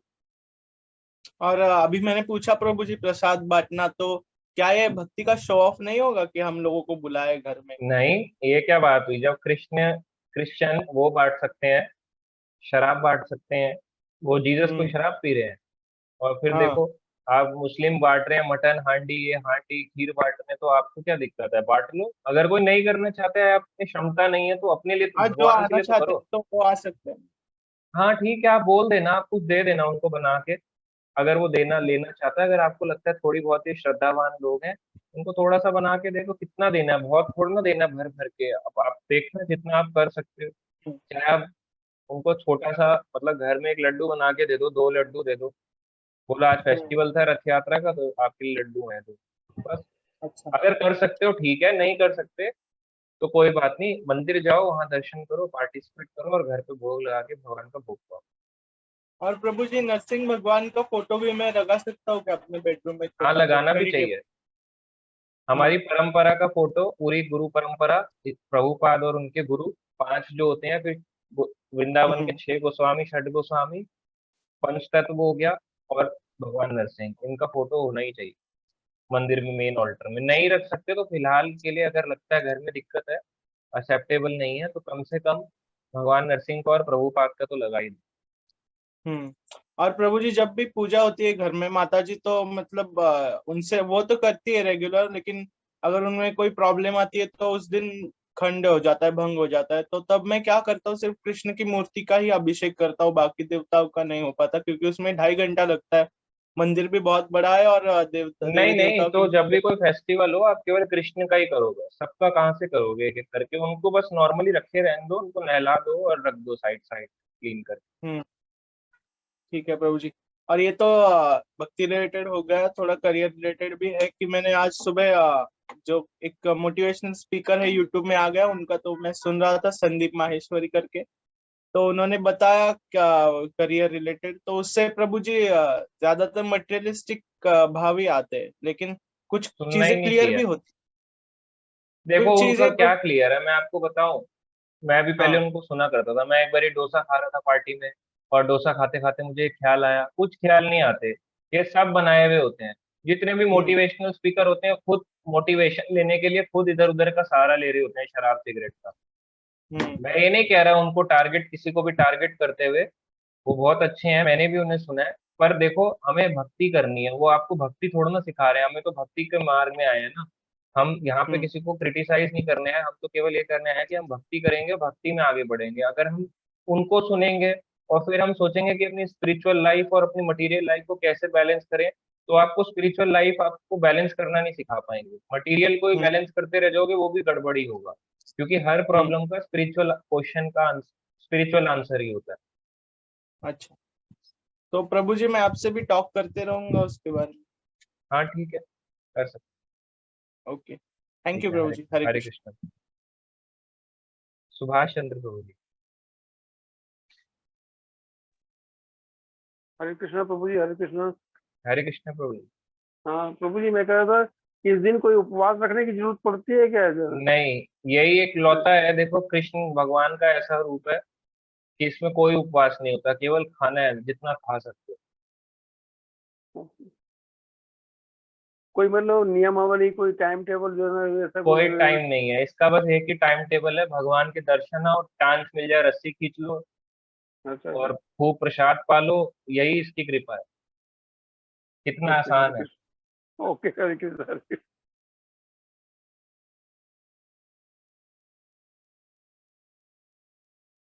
विश्वजीत सिंह को। प्रभु जी, कार्डबोर्ड का मिनी रथ बनाकर भी तो सेलिब्रेट कर सकते हैं ना? हाँ कर सकते हैं। आप अपने लिए कार्डबोर्ड का वो बनाओ, बांसुरी बना सकते हो, भगवान राम का है तो धनुष बाण बना सकते हो। नहीं, जगन्नाथपुरी एक में उनके जब अलग अलग वेश बनाए जाते हैं, तो उसी जगन्नाथ जी को रामनवमी के दिन राम वेश में तैयार किया जाता है, और उन्हीं जगन्नाथ जी को वनवास, राम जी का वनवास वेश में भी तैयार किया जाता है, धनुष बाण भी लगाते हैं। कृष्ण वेश में भी उनको तैयार किया जाता है, बांसुरी दी जाती है, तो हर वेश में जगन्नाथ जी को वैसे ही तैयार किया जाता है जब जब दर्शन ओके, के होते हैं। मतलब कार्डबोर्ड का रथ बना के ना, छोटा सा बना एक सकते हैं, मिनिएचर होता है, तो कर उसमें सकते भी हो। क्या, कैसे मतलब उसको कैसे पुल करेंगे उसमें? धागा या ऐसे रस्सी कुछ बांध के पुल करेंगे? मतलब सेलिब्रेट करना हो तो कैसे करेंगे? देखो आपके पास इतने छोटे से होंगे विग्रह, है ना, भगवान के, हाँ। इतने छोटे से होंगे, तो कार्डबोर्ड है, कार्डबोर्ड के नीचे ऐसे करके पहिए तो आप बना नहीं पाओगे, बिल्कुल सही बात है। तो कार्डबोर्ड में, या तो कार्डबोर्ड में चार ऐसे ऐसे टुकड़े ऐसे ऐसे करके गोल टुकड़े चिपका सकते हो, थोड़े मोटे मोटे चिपका दो गोल गोल करके। अब वो ओके। चलेंगे तो नहीं पहिए, पर आप उसको हल्का हल्का ऐसे खींच सकते हो, बस ऐसे ऐसे करके, वही मंदिर के ओके। अंदर ही। और प्रभु जी, मेरा सेकंड क्वेश्चन था कि जैसे हम घर पे बनी आइसक्रीम, वो भी तो दूध से बनती है, तो अगर घर हमने पे बनी, बहुत हाँ, घर के बना हुआ बहुत मतलब भोग लगा क्लेanलीनेस के ले के सकते साथ में बनाया तो वो भोग लगा सकते हैं ना? हैं। हाँ हाँ, वो तो ले सकते हैं आराम से। Okay Prabhu ji. Okay Prabhu ji. Thank you Prabhu ji. Hare Krishna. Hare Krishna Prabhu. Tanmay Ghosh Prabhu ji. Hare Krishna Babu ji. हाँ जी। बाबू जी, मैं क्लास में थोड़ा सा लेट हो गया, इसलिए माफी चाहता हूँ पहले। बाबू जी, पुरी में रथ यात्रा कब से शुरू हुई थी? ये इंद्रद्युम्न राजा के टाइम से शुरू हुई थी, 150 करोड़ साल से भी पहले। उतने दिन से ये चला आ रहा है? तब से चला आ रहा है, कभी रुकता नहीं है, हमेशा होता है। हम्म। हमारे गांव में हम भी करते थे बचपन में। 2-3 साल पहले ही जब छोड़ दिया। हम भी बहुत छोटी रथ सेलिब्रेट करते थे। अच्छा है, अभी भी कर सकते हो, उसमें क्या है। हाँ हाँ, लेकिन अब मैं क्या बताऊँ आपको, अब रेंटेड शहर में रहता हूँ ना, मैं अच्छा। रेंटेड रूम में रहता हूँ शहर में, इसलिए हो नहीं पाता। अच्छा, कोई बात नहीं, अगर नहीं हो सकता तो मंदिर में जाके दर्शन तो कर ही सकते हैं, जगन्नाथ जी का मंदिर है। हाँ जी, पहू जी आपको फोटो सेंड किया था। हाँ हाँ, वहां जाओ दर्शन करो। वहां पे भी क्या हाँ कुछ तो हाँ फेस्टिवल हो ही रहा होगा, तो वहां जाके भी फेस्टिवल को अटेंड कर सकते हो। हाँ हाँ जी बहू जी, और हमारे यहाँ मंदिर से भी क्या रथ यात्रा के दिन बहुत बड़ी रथ निकलती है, मैं भी वहां जाता हूँ। बस ठीक है, आप जाइए, बिल्कुल अच्छा है, हाँ। यही तो करना है। ठीक है। और कोई क्वेश्चन प्रभु जी। बहू जी, और वो जो आपने आज मंगलचरण किया था, हाँ हाँ, मैं आपको मैं, रिकॉर्ड करके भेज देता हूँ एक बार व्हाट्सएप पे ही ना। ठीक है ठीक है, ठीक है बहू जी। ठीक है। तो अभी कुछ क्वेश्चंस हैं चैट बॉक्स के।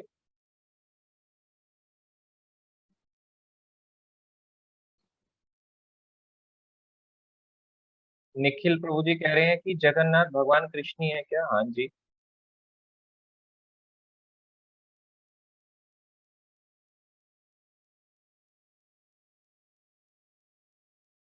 विमला देवी की कहानी से ये रिपीट करना है।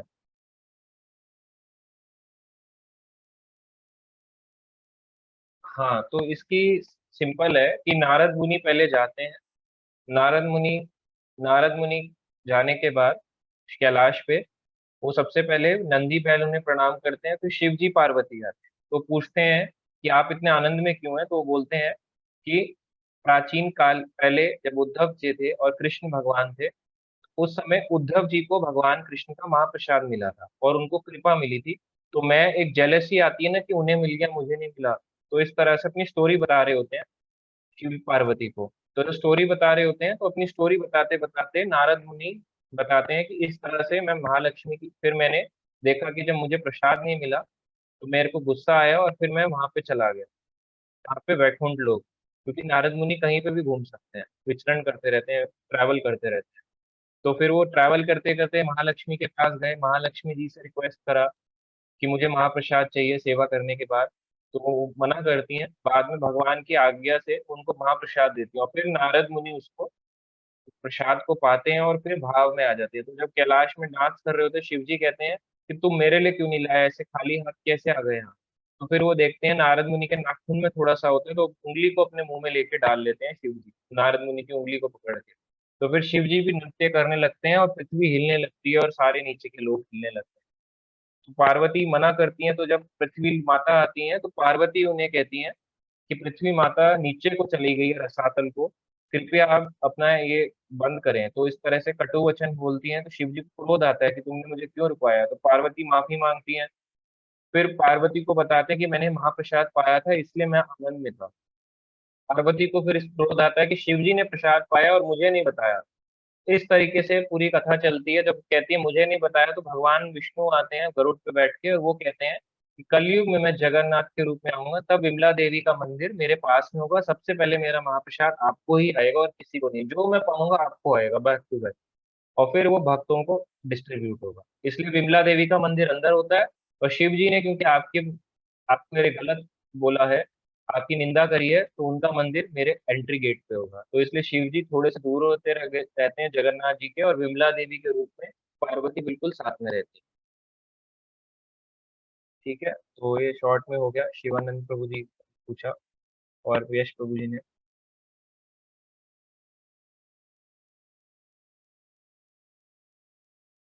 हाँ, और सबसे अब इसमें आ रहा है कि सबसे पहले कौन सी हांडी पकती है। जैसे 7 हांडियां या 9 हांडियां होती है, तो नीचे वाली में आग लगी है तो नीचे वाली पकनी चाहिए, मगर सबसे ऊपर वाली हांडी पहले पकती है, फिर उसको उतारा जाता है और फिर सबसे नीचे वाली लास्ट में पकती है। ये भी आप देख सकते हैं कितना अद्भुत है ये जो चूल्हे पे पकाया जाता है।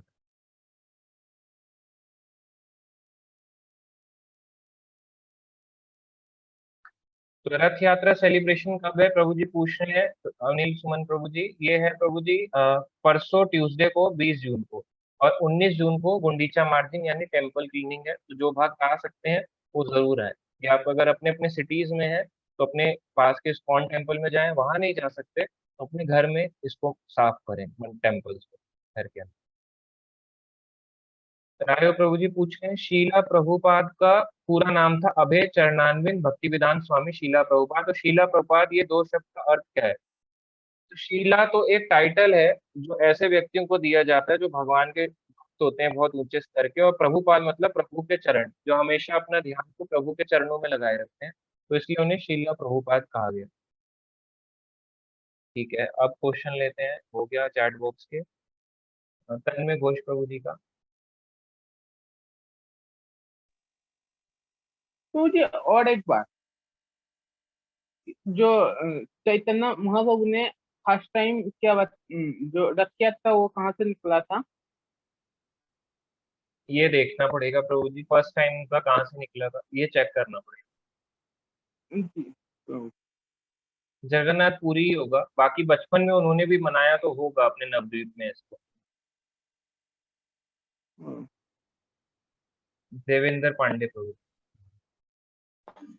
हरे कृष्ण प्रभु जी। हाँ जी। प्रभु जी, हेलो। हाँ जी, हरे कृष्ण प्रभु। प्रभु जी, जैसे एक मनवंतर में 4 युग खत्म होते हैं। हाँ, जैसे नहीं तो एक मनवंतर में, हाँ हाँ, 4 मतलब युग, मनवंतर में 71 चतुर्युग खत्म होते हैं। चतुर्युग खत्म होते हैं कि एक मनवंतर में जैसे 4 मनवंतर मतलब एक मनु की लाइफ, एक मनु की लाइफ 71 चतुर्युग तक चलती है। हाँ, तो मतलब एक एक ही मतलब कलयुग भी खत्म होता होगा उसमें। हाँ, 71 टाइम्स सतयुग, त्रेता, द्वापर, कलयुग आता है। हाँ, था फिर 71 मनवे। टाइम। हाँ, जैसे एक खत्म होता है तो उसके बाद क्या होता है, प्रलय आता है क्या, फिर युग शुरू होता है दूसरा? फिर से वही चालू हो जाता है, नेक्स्ट मनु आते हैं, फिर चलता रहता है। जब 14 मनु पूरे हो जाते हैं तो 12 घंटे पूरे हो जाते हैं ब्रह्मा जी के, फिर प्रलय होता है। अलग अलग अच्छा। तरीके के प्रलय होते हैं। कुछ प्रलय में केवल पृथ्वी लोक तक समाप्त होता है, कुछ प्रलय में स्वर्ग लोक तक समाप्त होते हैं लोग। कुछ कुछ प्रलय में जब ब्रह्मा जी के 12 घंटे पूरे हो जाते हैं तो एक भौतिक, ये जो संसार होता है, मतलब ये जो संसार होता है ब्रह्म लोक से नीचे का, वो नष्ट हो जाता है। फिर ब्रह्मा जी के अगले 12 घंटे रेस्ट करते हैं, फिर 12 घंटे में फिर सृष्टि करते हैं। तो जब पूरे 100 साल बीत जाते हैं तो ब्रह्मांड ही नष्ट हो जाता है। ओके। और एक प्रभु जी, जैसे कृष्ण और कंस थे दोनों, उनका रिलेशनशिप मामा भांजे का था। हाँ, तो कंस मतलब कंस असुर कैसे हो गए, मतलब फिर उसमें मतलब दोनों तो एक वो ही। पिछले जन्म में कालनेमी नामक असुर थे ना। उनको एक वो था अगले जन्म में कि वो बन के आएंगे कंस के रूप में और अपने ही 6 पुत्रों को मारेंगे। कोई कालनेमी असुर अपने छह अच्छा। पुत्रों का वध करेगा। तो जी इसलिए, प्रभु। हाँ, तो वही जो 6 पुत्र कालनेमी के पिछले जन्म में थे, मतलब जो असुर थे, उन्हीं को वो इस जन्म में आके वो देवकी माता के गर्भ से प्रकट होते हैं और अपनी बच्चों को एक्चुअल में कंस मार रहा होता है, देखा जाए, कालनेमी।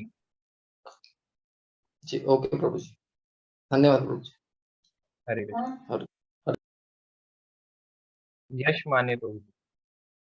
हरे कृष्णा प्रभु जी। एक क्वेश्चन अभी माता जी ने बताया कि जैसे कृष्ण की पूजा होती है घर में, तो उनका क्वेश्चन है कि कुल स्वामिनी और कुल देवता की भी पूजा होनी चाहिए, उन्हें भी उनका सम्मान मिलना चाहिए, तो उनकी भी वैसे तो पूजा करें या रिक्वायर्ड नहीं है, क्योंकि जैसे पेड़ की जड़ में पानी डालने से सारी पत्तियां हरी भरी हो जाती हैं, पेट में खाना डालने से पूरा शरीर शक्तिशाली हो जाता है, वैसे ही केवल कृष्ण की, राम की या नरसिंह की पूजा करने से सारे देवी देवता अपने आप तुष्ट हो जाते हैं, अलग से फिर जरूरत नहीं।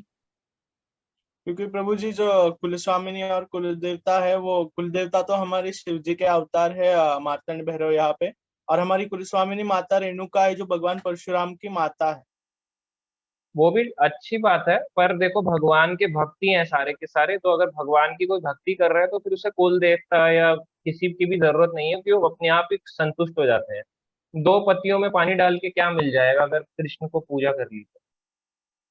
वैसे प्रभु जी मेरा तो एक्सपीरियंस है कि उनके चेहरे पे हमेशा स्माइल होती है जब भी मैं आरती करता हूँ, नरसिंह आरती करता हूँ या चैंटिंग करता हूँ। हाँ, तो वो तो वैसे ही खुश रहते हैं, उनको कोई फर्क ही नहीं पड़ता, वो तो बस अपना शांत रहते हैं। बल्कि अगर आप भक्ति कर रहे हो तो उनको जरूरत ही नहीं पड़ती है कि हम मार को भी पूजें। जी प्रभु जी। और एक और माता जी का एक क्वेश्चन है, यदि एक दिन पूजा या स्नान नहीं हो पाया घर में तो चलता है क्या, मतलब कभी कभी ब्रेक हो जाता है ना।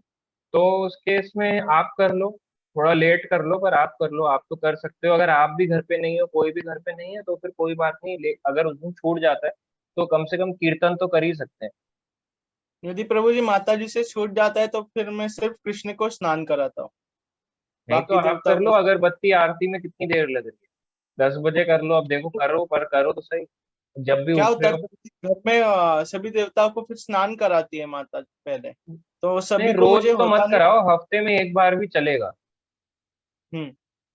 हफ्ते में अगर केवल एक बार भी अपने मंदिर को सफाई कर रहे हो और वो भी चलेगा, पर ये नहीं कि 2 हफ्ते हो जाए, 3 हफ्ते हो जाए, साफ ही नहीं हो रहा। पर अगर नहीं हम्म। है, समय समय की कमी है, तो हफ्ते में एक बार भी अगर अपने मंदिर के घर में सफाई कर रहे हो तो भी चलेगा। पर अगर रोज धूल मिट्टी बहुत आ रही है तब तो फिर करना ही पड़ेगा, एक दो सभी दिन छोड़ के भी। मूर्तियां जो है, जो सभी विग्रह है, उनको माता जी स्नान कराती है नहीं, रोज। उनको आप एक हफ्ते में एक बार करा सकते हो। और भगवान ठीक। जो है, जो भी आपकी फोटो वोटो है, अगर उसको रोज कराना चाहो रोज करा सकते हो, नहीं तो रोज नहीं कराना तो हफ्ते में एक बार करा सकते हो, चाहे अगर मंदिर लड्डू में तो गोपाल रोज भी है। होता होगा ना। हाँ, मंदिर में रोज होता होगा ना। मंदिर में रोज होता है, पर हम वो घर पे उसको उसी हद तक फॉलो कर सकते हैं हफ्ते में एक बार। मेन हमें मैं अपना जब भी होता हूँ चैंटिंग, तो रीडिंग, हियरिंग, इस पे ही फोकस करना है हम्म, और अपना आरती करना है। मैं जब भी पॉसिबल होता हूँ तो शंख में पंचामृत लेके भगवान को अभिषेक कराता कर सकते हैं, दिक्कत नहीं है, पर वही है कि रोज तो बहुत मुश्किल हो जाता है, टफ हो जाता है कई बार तो। हूँ। और एक क्वेश्चन है, आपने पिछले पे एक जवाब देते हुए बताया कि भगवान ने कहा कि मैं कलयुग में जगन्नाथ जी के अवतार में आऊंगा। लेकिन हमने पहले सेशंस में सुना है कि ये भगवान जगन्नाथपुरी का मंदिर बहुत पुराना है, कई युगों पुराना है, तो ये हाँ वो कैसे पुराना रिलेट होगा? था, पर अभी जो करंटली वाला बना हुआ है ये 1000 साल पहले करीब का बना हुआ है। हम्म। जो अभी करंट वाला है, जो बहुत पहले बनाया था राजा इंद्रद्युम्न ने, वो तो टूट गया था। अब वो सतयुग में बना हुआ है, इतना पुराना। अब इतने तूफान आते हैं, इतने भूचाल आते हैं, तो वो तो टूट ही जाएगा। तो प्रभु जी, वो हर टूट गया था चतुर्युग में भगवान के विग्रह बनते? भगवान तो आते ही हैं, हर भगवान तो हर युग में ही आ रहे हैं। हम्म। और प्रभु जी, और भी एक कथा से ही क्वेश्चन है अभी के, कि प्रभुपाद जी का आपने बताया कि वो चैतन्य महाप्रभु की लीला, मतलब जगन्नाथ जी के उनको पता थी। तो हमने तो सुना है कि प्रभुपाद जी लेट, मतलब कॉलेज एजुकेशन वगैरह करने के बाद उनके गुरु से जुड़े, तो उन्हें चैतन्य महाप्रभु के बारे में बचपन में कैसे पता है? वो इसलिए पता था, जैसे वो वीकडे में क्लासेस हो रही है ना, उसमें प्रभुपाद जी की डिटेलिंग आजकल चल रही है कि उन्हें कैसे पता हम्म। था। तब आपको पता चलेगा कि वो शुरू से उनके फादर और मदर दोनों गौड़िया वैष्णव परिवार से ही थे। हम्म। उस समय इस्कॉन नहीं अच्छा। था, मगर बाकी गौड़िया वैष्णव संप्रदाय तो थे। तो पहले से ही उनसे कनेक्टेड थे और उसी परिवार में उनका जन्म हुआ था, तो उन्हें महाप्रभु और इन सब चीजों के बारे में बचपन से ही पता था। और नियम सारी चीजें, उनके फादर बहुत बड़े भक्त थे, सारी चीजें उनके फादर ने ही उन्हें सिखा दी थी बचपन के। तो इसलिए प्रभुपाद जो थे, उनका नाम तो अभय चरण था, बाद में उनका नाम अभय चरणान्विन भक्तिवेदांत स्वामी से शीला प्रभुपाद इसलिए दिया, उनके शिष्यों ने उनको रिस्पेक्ट के लिए टाइटल दिया। जैसे हम किसी को टाइटल देते हैं किसी मेन फेमस पर्सनैलिटी को, वैसे ही हम्म। प्रभुपाद को अपने गुरु, मतलब उनके शिष्यों ने एक टाइटल दिया, शीला प्रभुपाद शॉर्ट। अच्छा। और प्रभु जी, बताना चाहूंगा कि जब मैं भक्ति में जुड़ा नहीं था, जस्ट मैंने सीरियल देख के भगवान कृष्ण की ओर अट्रैक्ट हुआ था, तब हमारी कॉलोनी में, जब मैं दूसरी जगह रहता था, तो एक भक्त थे इस्कॉन के, उन्होंने हाँ, यह रथ यात्रा निकाली थी और मैंने उसमें पार्टिसिपेट किया था रथ खींचने का। तब मुझे मौका मिला था 2-3 साल पे। हरी बोल, तो बहुत अच्छा है। तो और तो यही तो उसी से आई करना है, थिंक ऐसे ही मुझे। एक दो से ही फर्क पड़ जाता है, हाँ। एक दो चीजों से ही। ओके प्रभु जी, हरे कृष्णा। ठीक है, हरे कृष्णा प्रभु जी, थैंक यू। सभी ने अच्छे अच्छे क्वेश्चन पूछे, तो अभी एंड करते हैं, सबको अनम्यूट करते हैं, सभी अच्छे से जगन्नाथ बलदेव और सुभद्रा की रथ यात्रा मनाएं, गुंडीचा मार्जिन को मनाएं, दोनों फेस्टिवल्स को खूब प्रसाद का भोग लगाएं, भोग पाएं। और अभी हम एंड करेंगे अनम्यूट करके। हरे कृष्णा कृष्णा हरे हरे कृष्णा हरे कृष्णा हरे, कृष्णा हरे कृष्णा राम हरे हरे हरे राम, हरे राम राम हरे राम राम हरे राम हरे। राम हरे हरे। श्री श्री श्रील जगन्नाथ बलदेव प्रभुपाद की सुभद्रा की जय। शीला प्रभुपाद की जय। सभी भक्त वृंद की जय। जगन्नाथ रथ यात्रा की जय। गुंडीचा मार्जिन महोत्सव की जय।